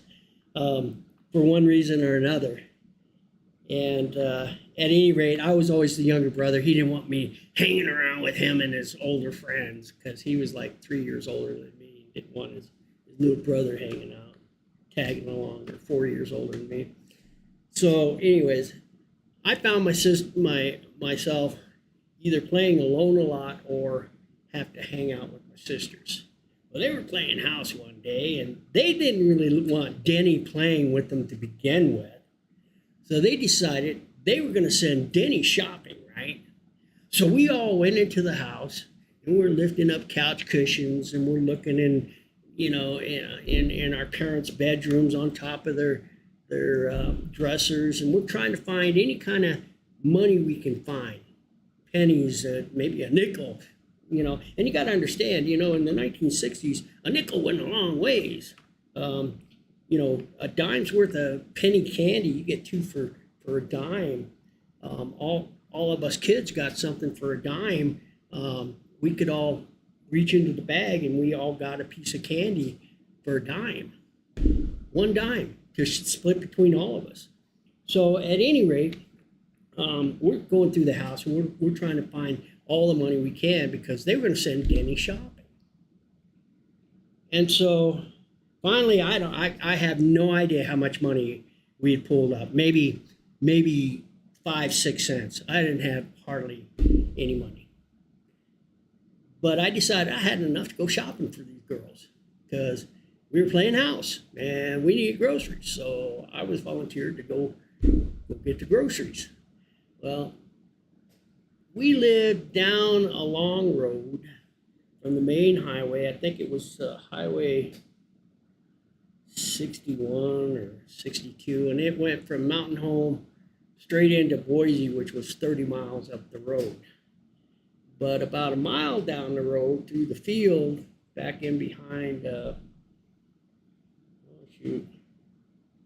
their names? Gosh, I can't remember the name. Dickie and Robbie were the two boys, but can't remember their last names now.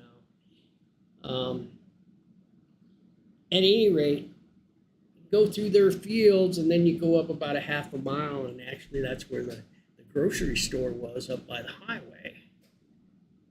So I went there with my 5 or 6 cents in my pocket, and I hiked through the field. It's hot, it's miserable, and as I'm going along, it was kind of funny because I happened to, in the tall weeds, as I'm making my way towards the little grocery store there, then I come across a little tiny chick that was lost. There was no chickens around anywhere. And obviously it probably got into the tall weeds and just couldn't make its way back to wherever it came from. And even as a little kid, I realized that it had to come from nearby, which meant that it was probably gardeners. That's who they were, Dickie and Robbie Gardner.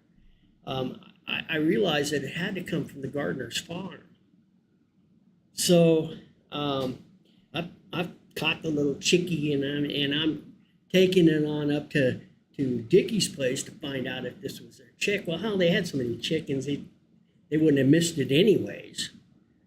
But they weren't home for whatever reason. I couldn't find anybody there, so I went ahead and left the little chickie there. Well, that kind of deviated my course from through the fields and whatnot. And now I'm walking this major highway by myself, 5 years old, heading to a grocery store about a half mile from my house. And so I kept walking. I make it all the way down to the grocery store. And so I grabbed me a cart, and I'm like hanging on the cart like this because I can just barely, I couldn't even see, I wasn't tall enough to stand at the cart and push it. I was just kind of hanging on it and shoving it as I went down the aisle. And I was going down aisle by aisle and finding things that we need. We need some oatmeal, and we need some grits, and we probably better have some cream of wheat. maybe, okay, now we'll get up there and get a gallon of milk and throw that into the buggy. But time, 30 or 40 minutes have gone by, and I'm still shopping. Well, somewhere along that line, finally, my mom, counting up the kids, where's Denny? Girl said, oh. Or she says, I guess the story went that she came out. What your girls done? We're playing house. Has anybody seen Denny? Yeah, he was playing with us. Oh, what's he doing now? He went shopping. Where'd he go? We sent him to the store. He left about half an hour ago. What store? The whatever up the street. Oh my God. So she gets dressed or does whatever she had to do, jumps in the old Red Betsy, and Red Betsy was this 1955 Ford station wagon, and hell, I think it ate as much oil as it did gas, because it just a big puff of smoke going down the road. But that's what we had, and so she comes barreling into the parking lot and parks up the old wagon. She got the girls said, "Girls, stay in the car." Girls stay in the car, and she comes in, and now she's pacing every aisle, looking up every row. Finally, she catches a glimpse of me behind this great big cart full of food, me with my 6 cents in my pocket, pushing this buggy with all my might, because by this time it was pretty damn heavy, probably 3 times what I weighed. And she didn't bother putting any of that shit back or any. She grabbed me by the arm, and I'm flying in the wind behind me, and she grabs my wrist and hauls my ass out to the parking lot. We get out to the parking lot. She throws me in the car, and I heard all kinds of naughty words coming out of her mouth. She gets me to the house, and now you talk about the favorite toy. Well, I used to love at Christmas. I got this barrel full of Lincoln Logs. A whole, it was a shared toy. We all got to play with them, but I played with them most because I loved the Lincoln Logs. We had a big set, and like you could build a lodge. We had such a big set of Lincoln Logs. Problematic with those was some of them logs were about 18 inches long, and even though they had little slits in them and whatnot, you could add on quarters into the, well, my mom grabbed one of those Lincoln Logs and proceeded to beat my ass with it when I got home. "What are you doing leaving the house with only 6 cents in your pocket? You crazy little kid, get to your room," and blah, blah, blah. I hated Lincoln. I never played with another Lincoln Log from that day forward. And to this day, I don't like Lincoln Logs. They scare me. So there you go. My favorite toy was not my favorite toy anymore. So you asked me about the dog. Unfortunately, the dog, Fritz, was my dad. I kind of digressed from that story. My dad was in the Air Force, and so a lot of the people were being shipped in and shipped out all the time, and it was very transient. Because, obviously people would do a tour and then they'd get shipped out and have to go somewhere else. Well, during this time period, my dad had a friend who got shipped overseas, and he had this gray German healer, a German short hair. But it was deaf, and it was such a cool dog because even though it was deaf, you would just do hand commands, point this way, and it'd take off running that way. You go like this, and then sit down, or it'd stop. You had different signals, and I don't even remember the signals now, but it was a very well-trained dog, very, very cool dog. And unfortunately, my brother took off one day to go do something, and the dog was following him.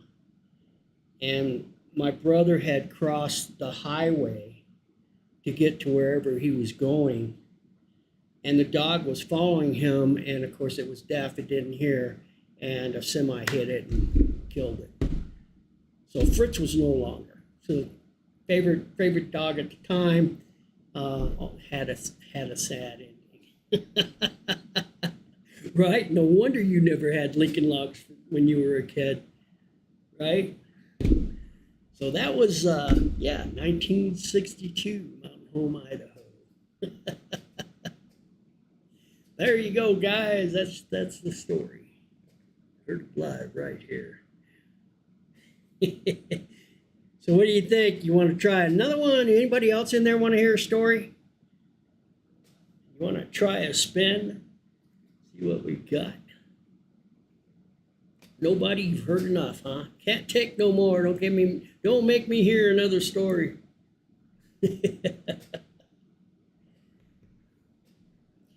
Now, some of these stories, they may have a little bit of extra flavor to them, but not a lot. Who else is in the lobby? Who's out there lurking and would like to hear a story? You want to do a spin of the wheel? Next person that's hiding out. Can't be Batcher or Sir X. Anybody else? Next person to chime in gets to spin the wheel. Misty, are you here? Where'd you go, Misty? Hey, Misty, for me. She asked for one the other day. She asked for one the other day that I can't repeat on this on this channel. There you go, Misty. Okay, your chance. Your chance. And we're gonna spin the wheel here. Let me get her up there. And you get to spin the next wheel and pick the date. Now, again, you can spin the wheel and stay on the year or in that time period, or you can spin again. It's up to you. And then you'll have to come up with 3 subjects. Okay, so I'll spin the wheel in 5, 4, 3, 2, 1.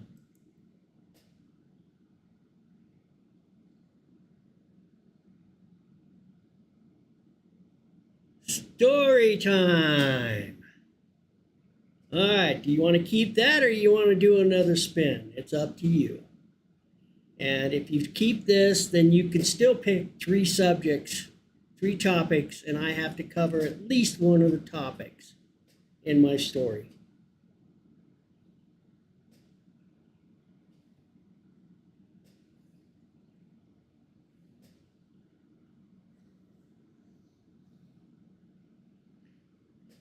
You're so full of shit, Jason.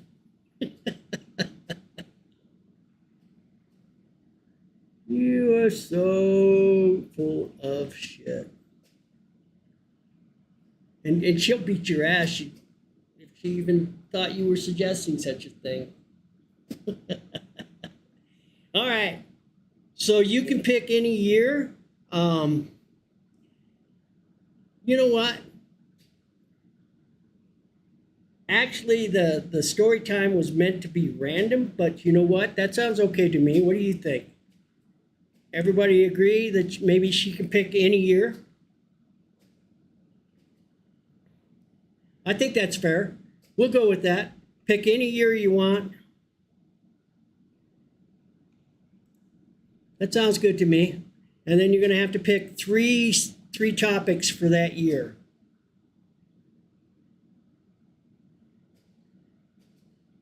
Yeah, Rhonda was never preggo, but Jason and Nick give her shit all the time. Oh no, 2002, really?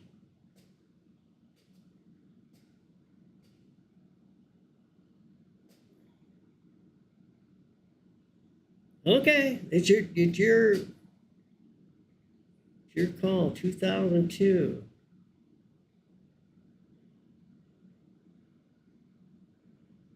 Oh yeah, well that's a story in itself. True story there, Jace.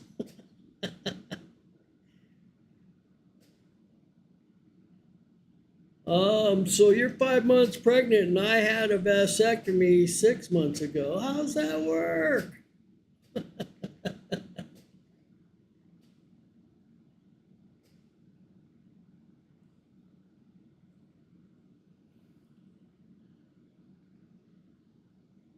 2022. I'm waiting for the topics here.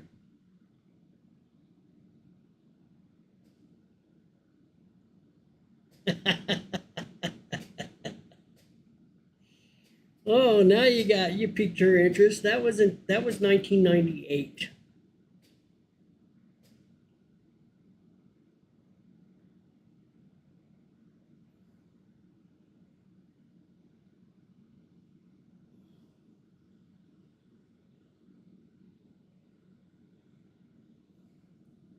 Well, we haven't come across any. Yeah, 1997. I guess. Yeah, that would have made more sense, right?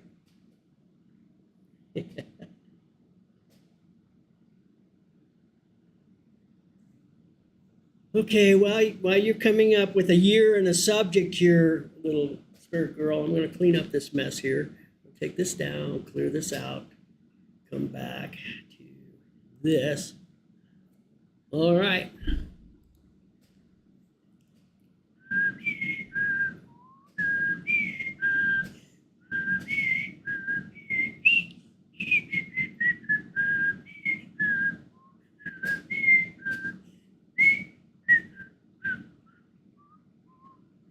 Okay, 97, Rhonda, Preggers, and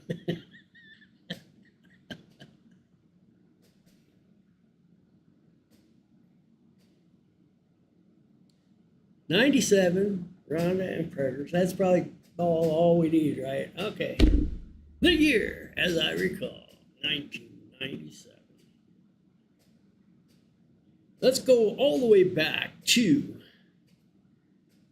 January of 1997. Linda and I had this discussion that we weren't going to have any kids. Linda wasn't about it. Linda was not Jason and Nick's natural mother. And Linda was really not cut out to be a mother. She was good to the boys, I think. She treated them fairly for the most part, especially after Janet. But Linda and I, after we were married, 10 or so years by that time. And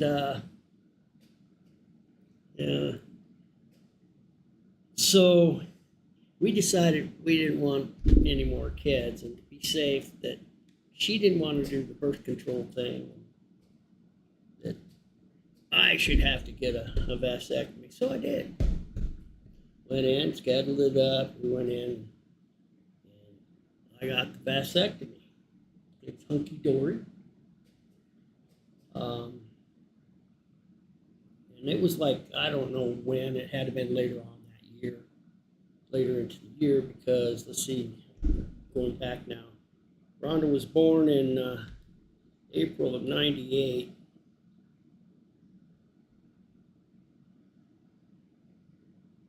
So it must have been like September, June. I might have had the vasectomy.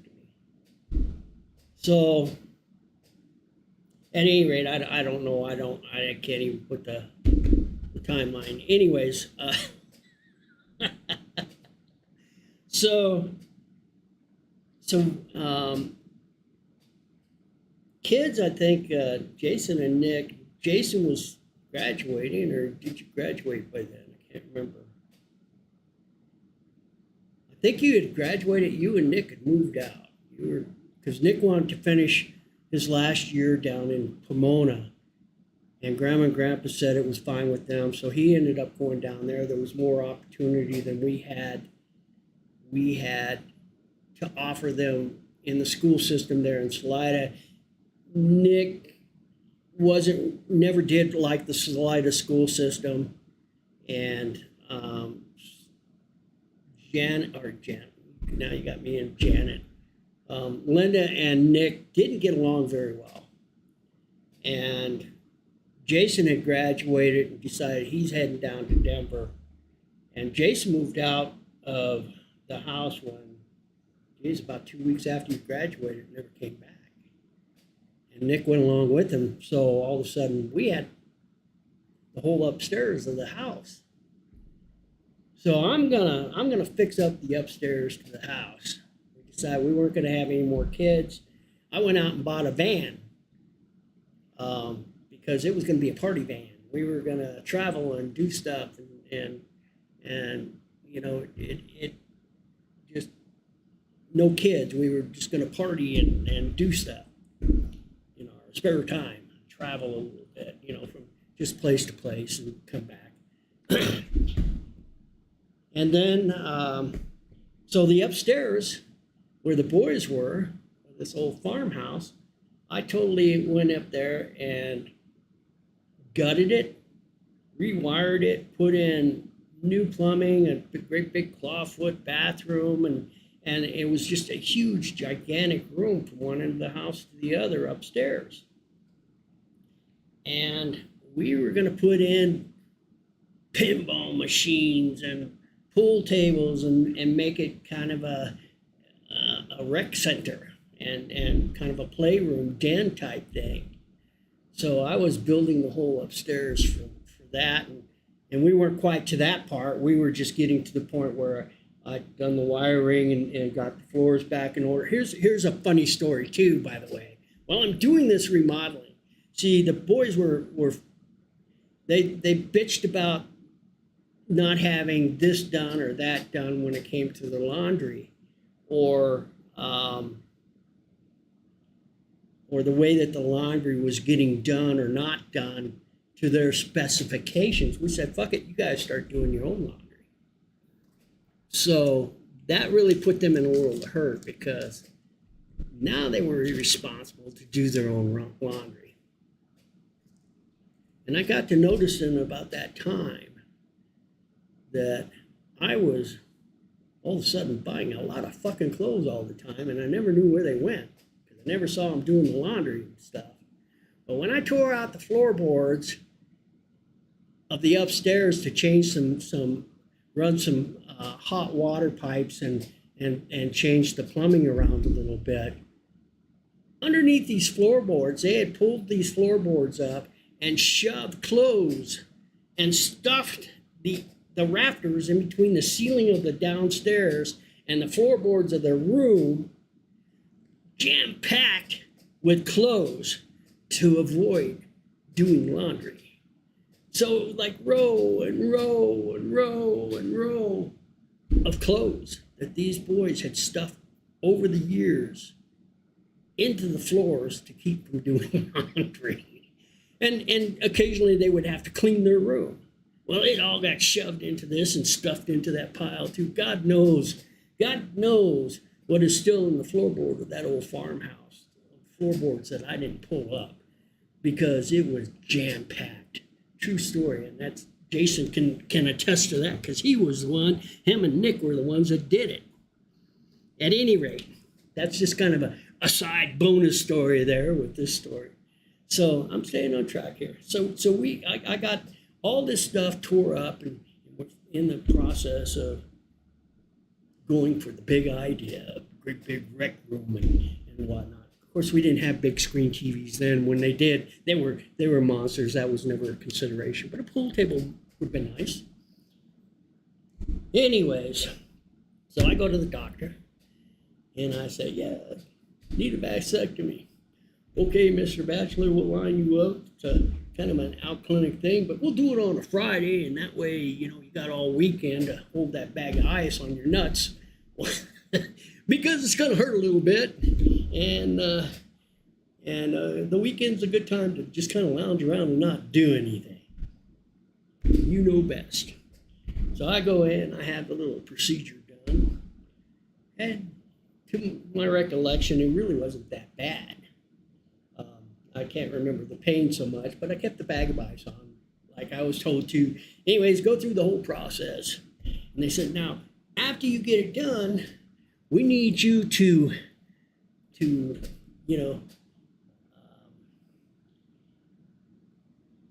ejaculate a couple of times before you have sex again, because there's going to be some boys running around, right?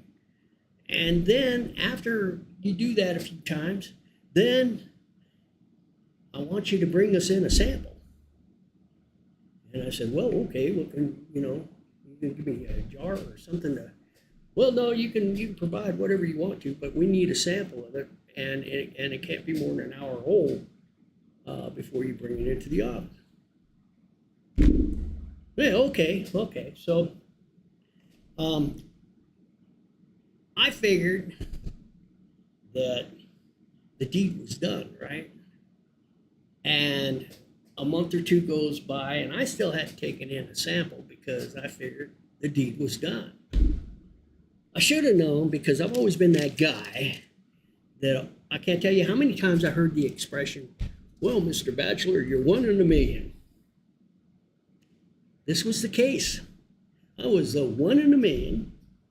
So anyways, I didn't take in the sample. 2-3 months goes by.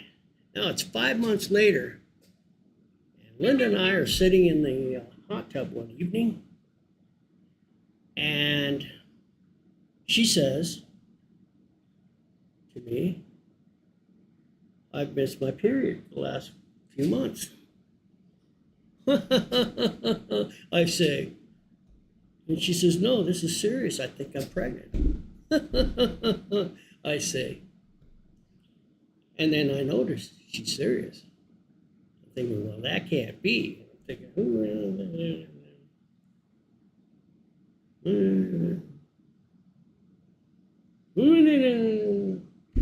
ain't no way, because this is like, she says, I swear I haven't been with anybody else. I swear it's not. Well, we'll find out, won't we? So call the doctor, and the doctor says, well, yeah, we'll give it a look-see. And but when you come up, we're going to need a live sample. This time I was more willing to give a live sample. So we get up there, got my live sample. They go in and do the test, and yeah, I got boys running around all over the place. Mr. Bachelor, you're one in a million, but I cut 2 tubes, you have 3. One of them is very active. So we're going to have to go back in and do the other one, but I'm going to do it on the house. I said, I prefer the office. And let me tell you this, doctor, if this happens again, we are going to do a castration, and I'm talking about you, so you better get it right. Sure enough, she was pregnant because I didn't take the time to go in and take them that sample that they needed to confirm that now I was shooting bullets. And but as on the bright side, I wouldn't trade Rana for all the money in the world. It's it was a blessing in disguise, and obviously she was meant to be. But yeah, a little bit of a surprise there. And that's the story. 1997, about the vasectomy, Rhonda and the pregger. 1997. So Rhonda was born in April of 98. That's my story, and I'm sticking to it. So there you have it, guys. That's how yeah. Did I tell that about right? I believe so. And to the best of my knowledge, that is the truth. Now, there was a point here, and it was kind of funny to me because Rhonda came up to me a couple of, I guess it was about 6-7 months ago. They were having a conversation, her and her boyfriend, about the possibility that maybe your dad's not your dad. And she was all concerned about coming in and doing she was afraid to do the family tree test in case I wasn't the dad. But it's like I told her, after all these years and my raising you and everything that we've done together, would it make any difference anyways? Because it doesn't matter to me. And she never had the guts to go ahead and do that. But even, and I know I was the dad, but even if I wasn't, it wouldn't have changed anything. It wouldn't have changed. I'm still her dad, and she's still my daughter. So, anyways, so there's that story. Jason was itching to get that story out in. Should we do another one? What do you think? It's up to you guys. I got one for itching, right?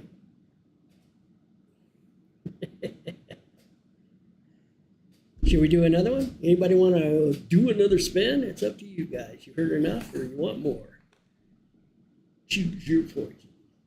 Choose your poison. Put the wheel back up in there. Whoever says.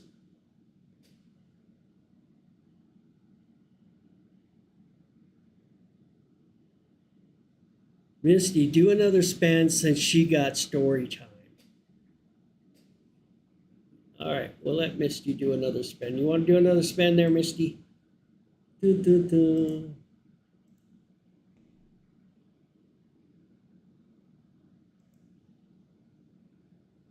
Back to interact. Okay, one more, and then she's got to go to bed because, like, oh yeah, I didn't realize it's already 9 o'clock. It's past your bedtime. Spin. Do it now. Quit wasting time. I'm gonna say, no way. All right. Spin again, or you want 1957 to 1962?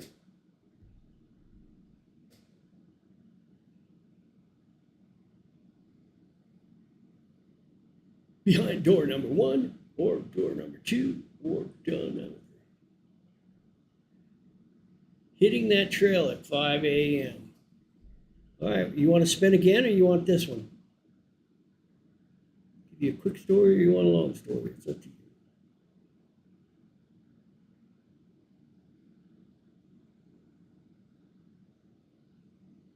you. I remember something that happened at 4 and 5. And it's actually, I can make it a short story. Spin again. Okay, we'll spin again.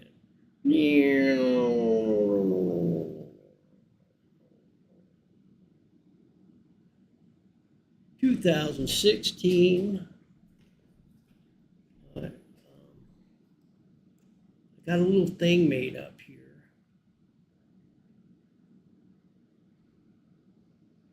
Pretty sure I put it on this one. Let's see here.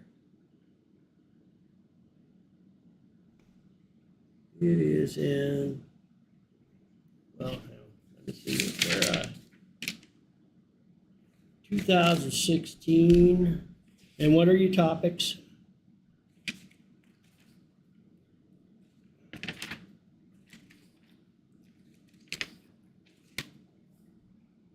In 2016, I was in Kansas or the RV Live. So pick your topic.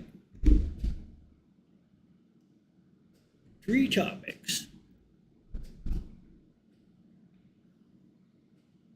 Ghost food with good people.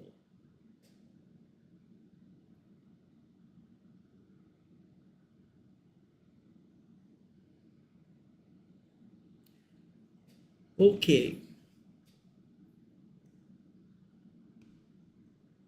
Got it. Let me close this up. To my wheel.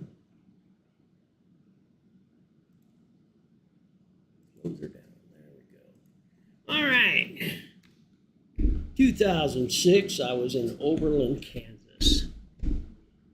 We had, the gal that I was with, we purchased a 1904 3-story Victorian, what used to be a funeral home. And in the basement, it had a basement. There was a basement in the basement. And what we decided to do with that house was convert it into a bed and breakfast. But on the first floor, there was each of the main rooms, the big dining room, there was like a family room, and then there was like a parlor room. And they had little pocket doors that slid in and out of the wall. So whenever there was a funeral, they could accommodate up to 3 bodies and at a time, and just closing these pocket doors would give each family their privacy to be with their loved ones in the final moments on earth. And so in this house, and it was my very first time that I'd ever experienced this through all the years, and I've been investigating, many of you know, since the late 70s. And I'd always heard stories of, well, do dogs and cats, do they have spirits? You ever see a ghost dog or a ghost cat? And to my best recollection, I never had. Until we got to this house.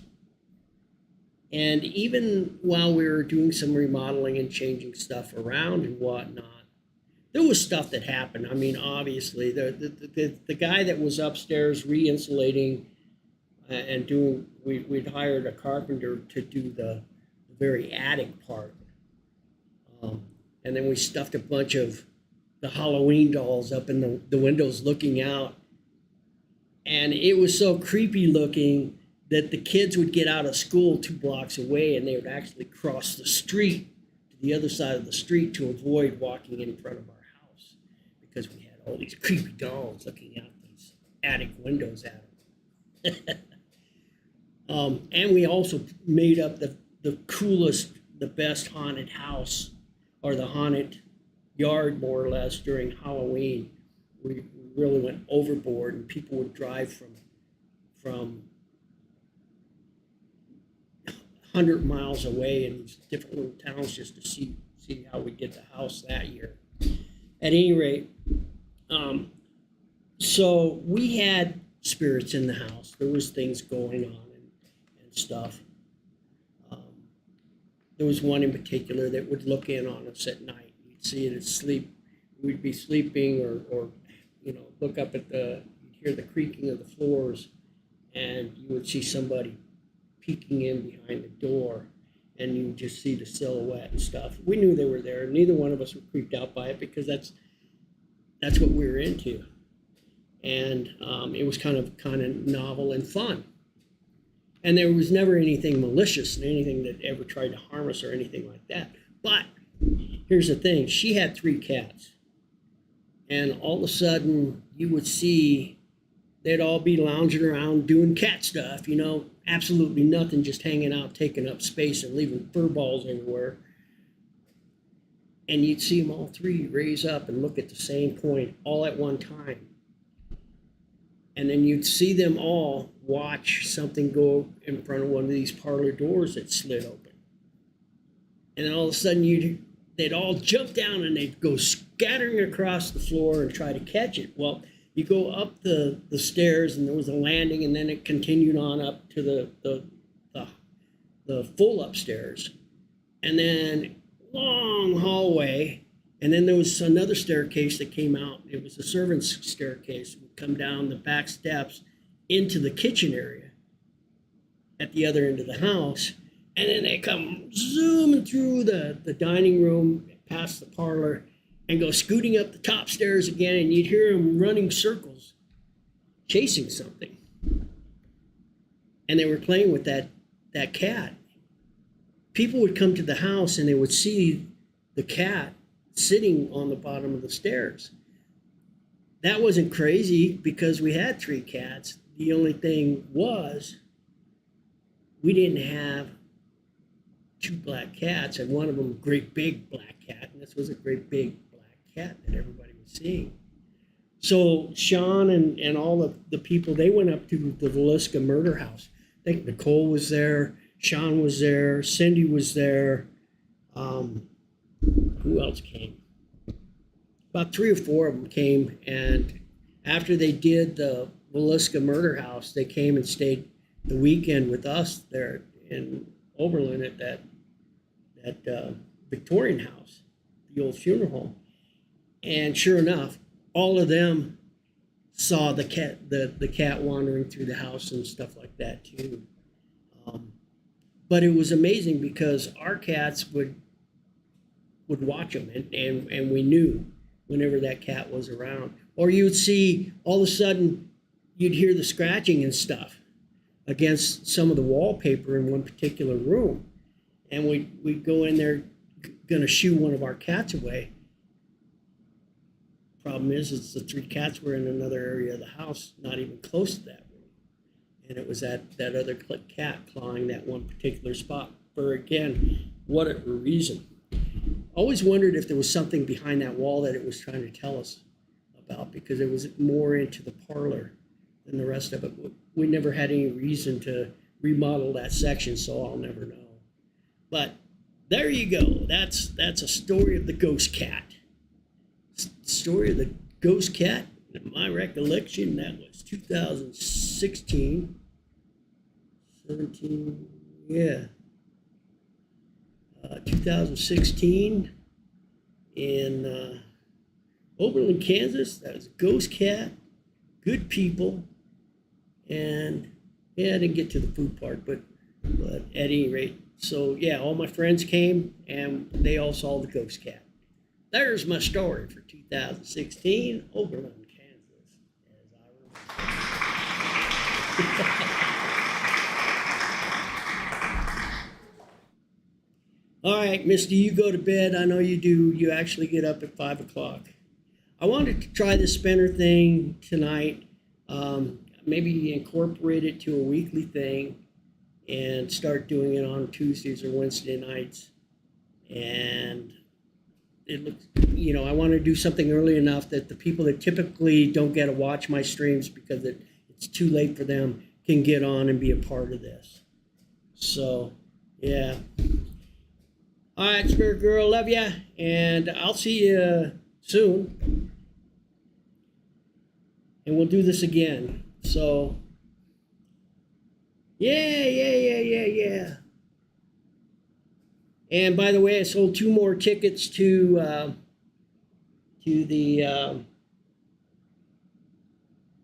Madness. And Misty, we need to get together and talk about what you need to get as far as what you're going to need for your chili and mine, and we'll talk this weekend about kind of coming up with a menu, what we have to buy versus what we'll ask other people to bring.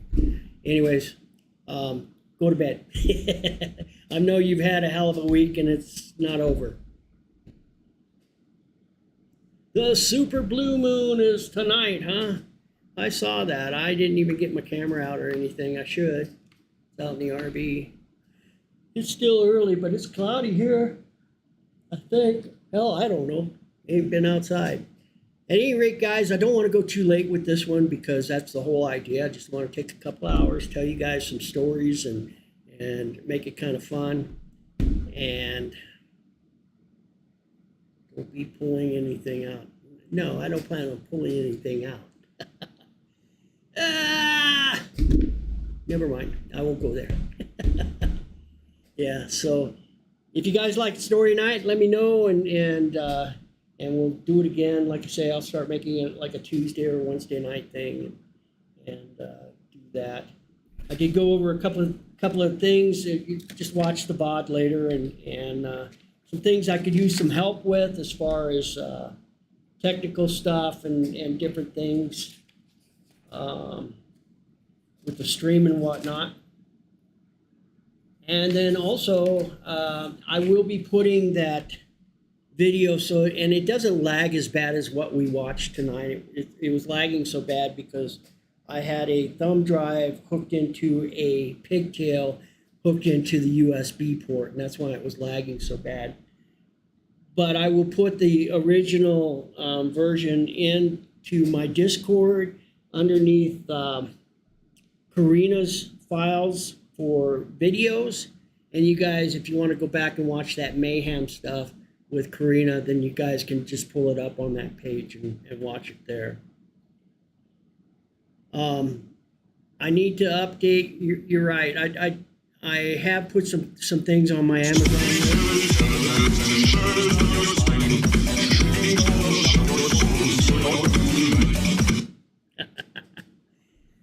Thank you, Rico. Have put some things on my list, but no biggie there.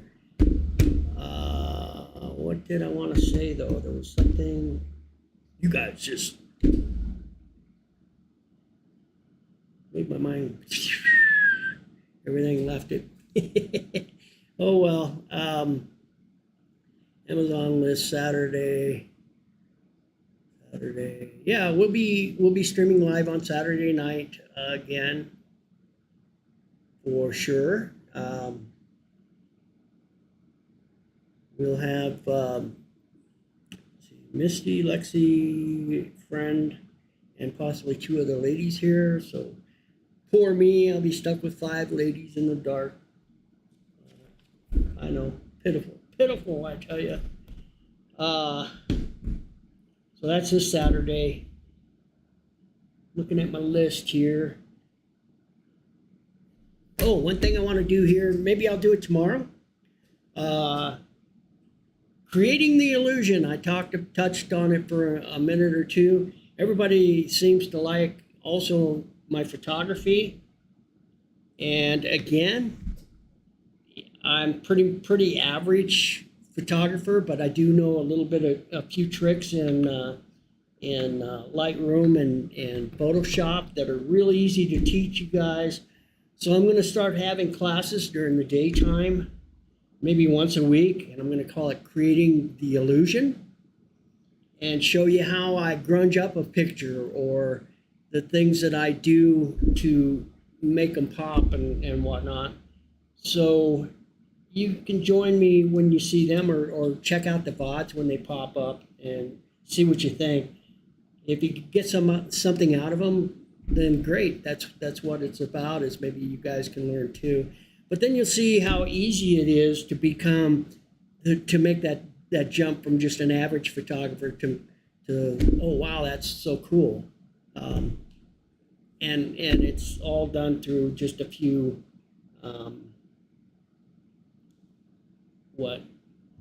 clicks through Lightroom or Photoshop, just knowing what to do.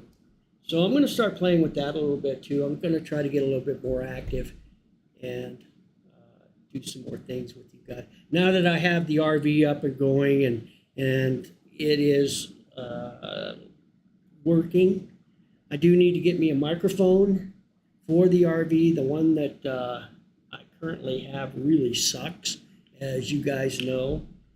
So I need to work on getting another microphone for it. The problem I'm having, and I only got 2 USB ports on my laptop. And my camera, when I'm streaming, does not, right? Cussing out a 12-year-old on, you're right, I need to do some more GTA. I haven't been on, I don't think, but maybe twice since I streamed. But my laptop only has 2 USB plugs. My webcam has to have its own port, otherwise it just doesn't like going through a pigtail or anything else. It will constantly crash. So that leaves me with 1 port for my USB others. And I do have a self-powered strip USB that I plug everything else in. In fact, I've got 6 hard drives and another something into it. As a consequence, and then I can't run all the hard drives. I can only run one at a time. But that's maxing out the USB ports that I have.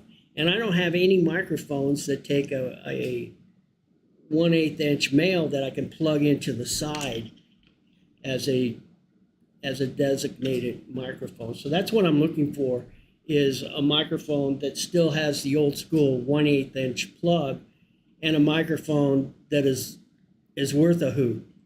Because nowadays everything takes USBs or Bluetooth, and I don't want to have to wear a headset. I just need like a little lavalier mic or something. So I'm working on that, trying to get the sound worked out, but that's the only issue I have out in the RV now. I think I've got everything else pretty much resolved. So there should be some more stuff coming out of the RV, more things, creative stuff. And I am back on my feet again. I'm feeling pretty sassy again. Never be the same as I was, say, 5 months ago, but I'm not complaining. I definitely feel okay. So, anyways, I think that's about it for tonight, guys. I think mission accomplished. I got to spin the wheel. It was kind of fun. It was for me.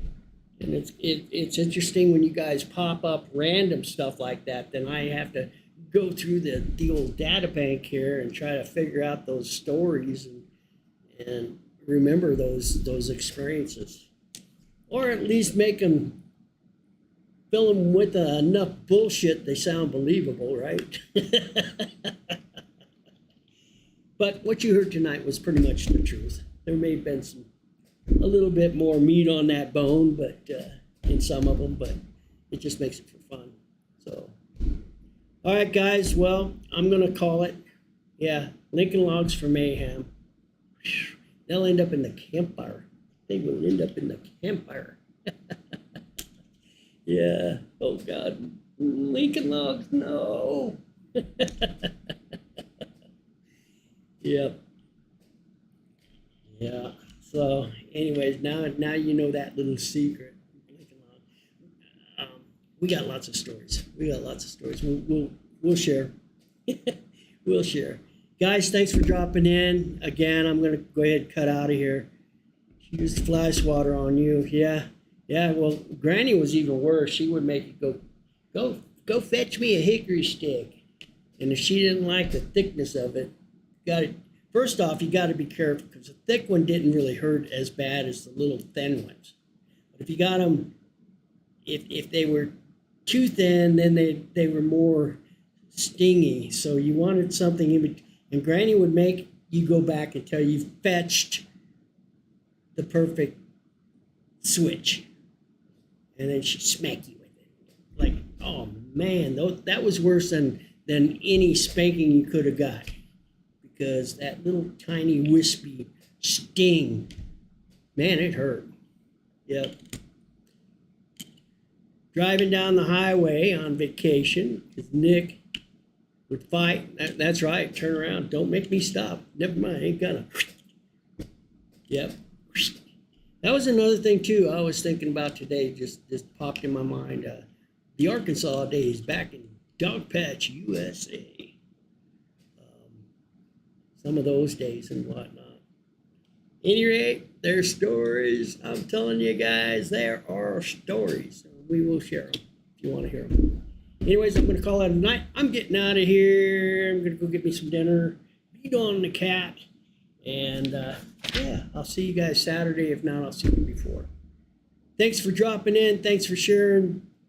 Sir X, thanks for the biddies and cheers. I always appreciate that. It's not necessary, but thank you. Arian, thank you for the follow and the sub. I appreciate that. And I'll do my best to continue to earn that. With that, guys, I'm calling it a night. I'm cutting out. I'm getting out of here. Thank you, and we'll see you as always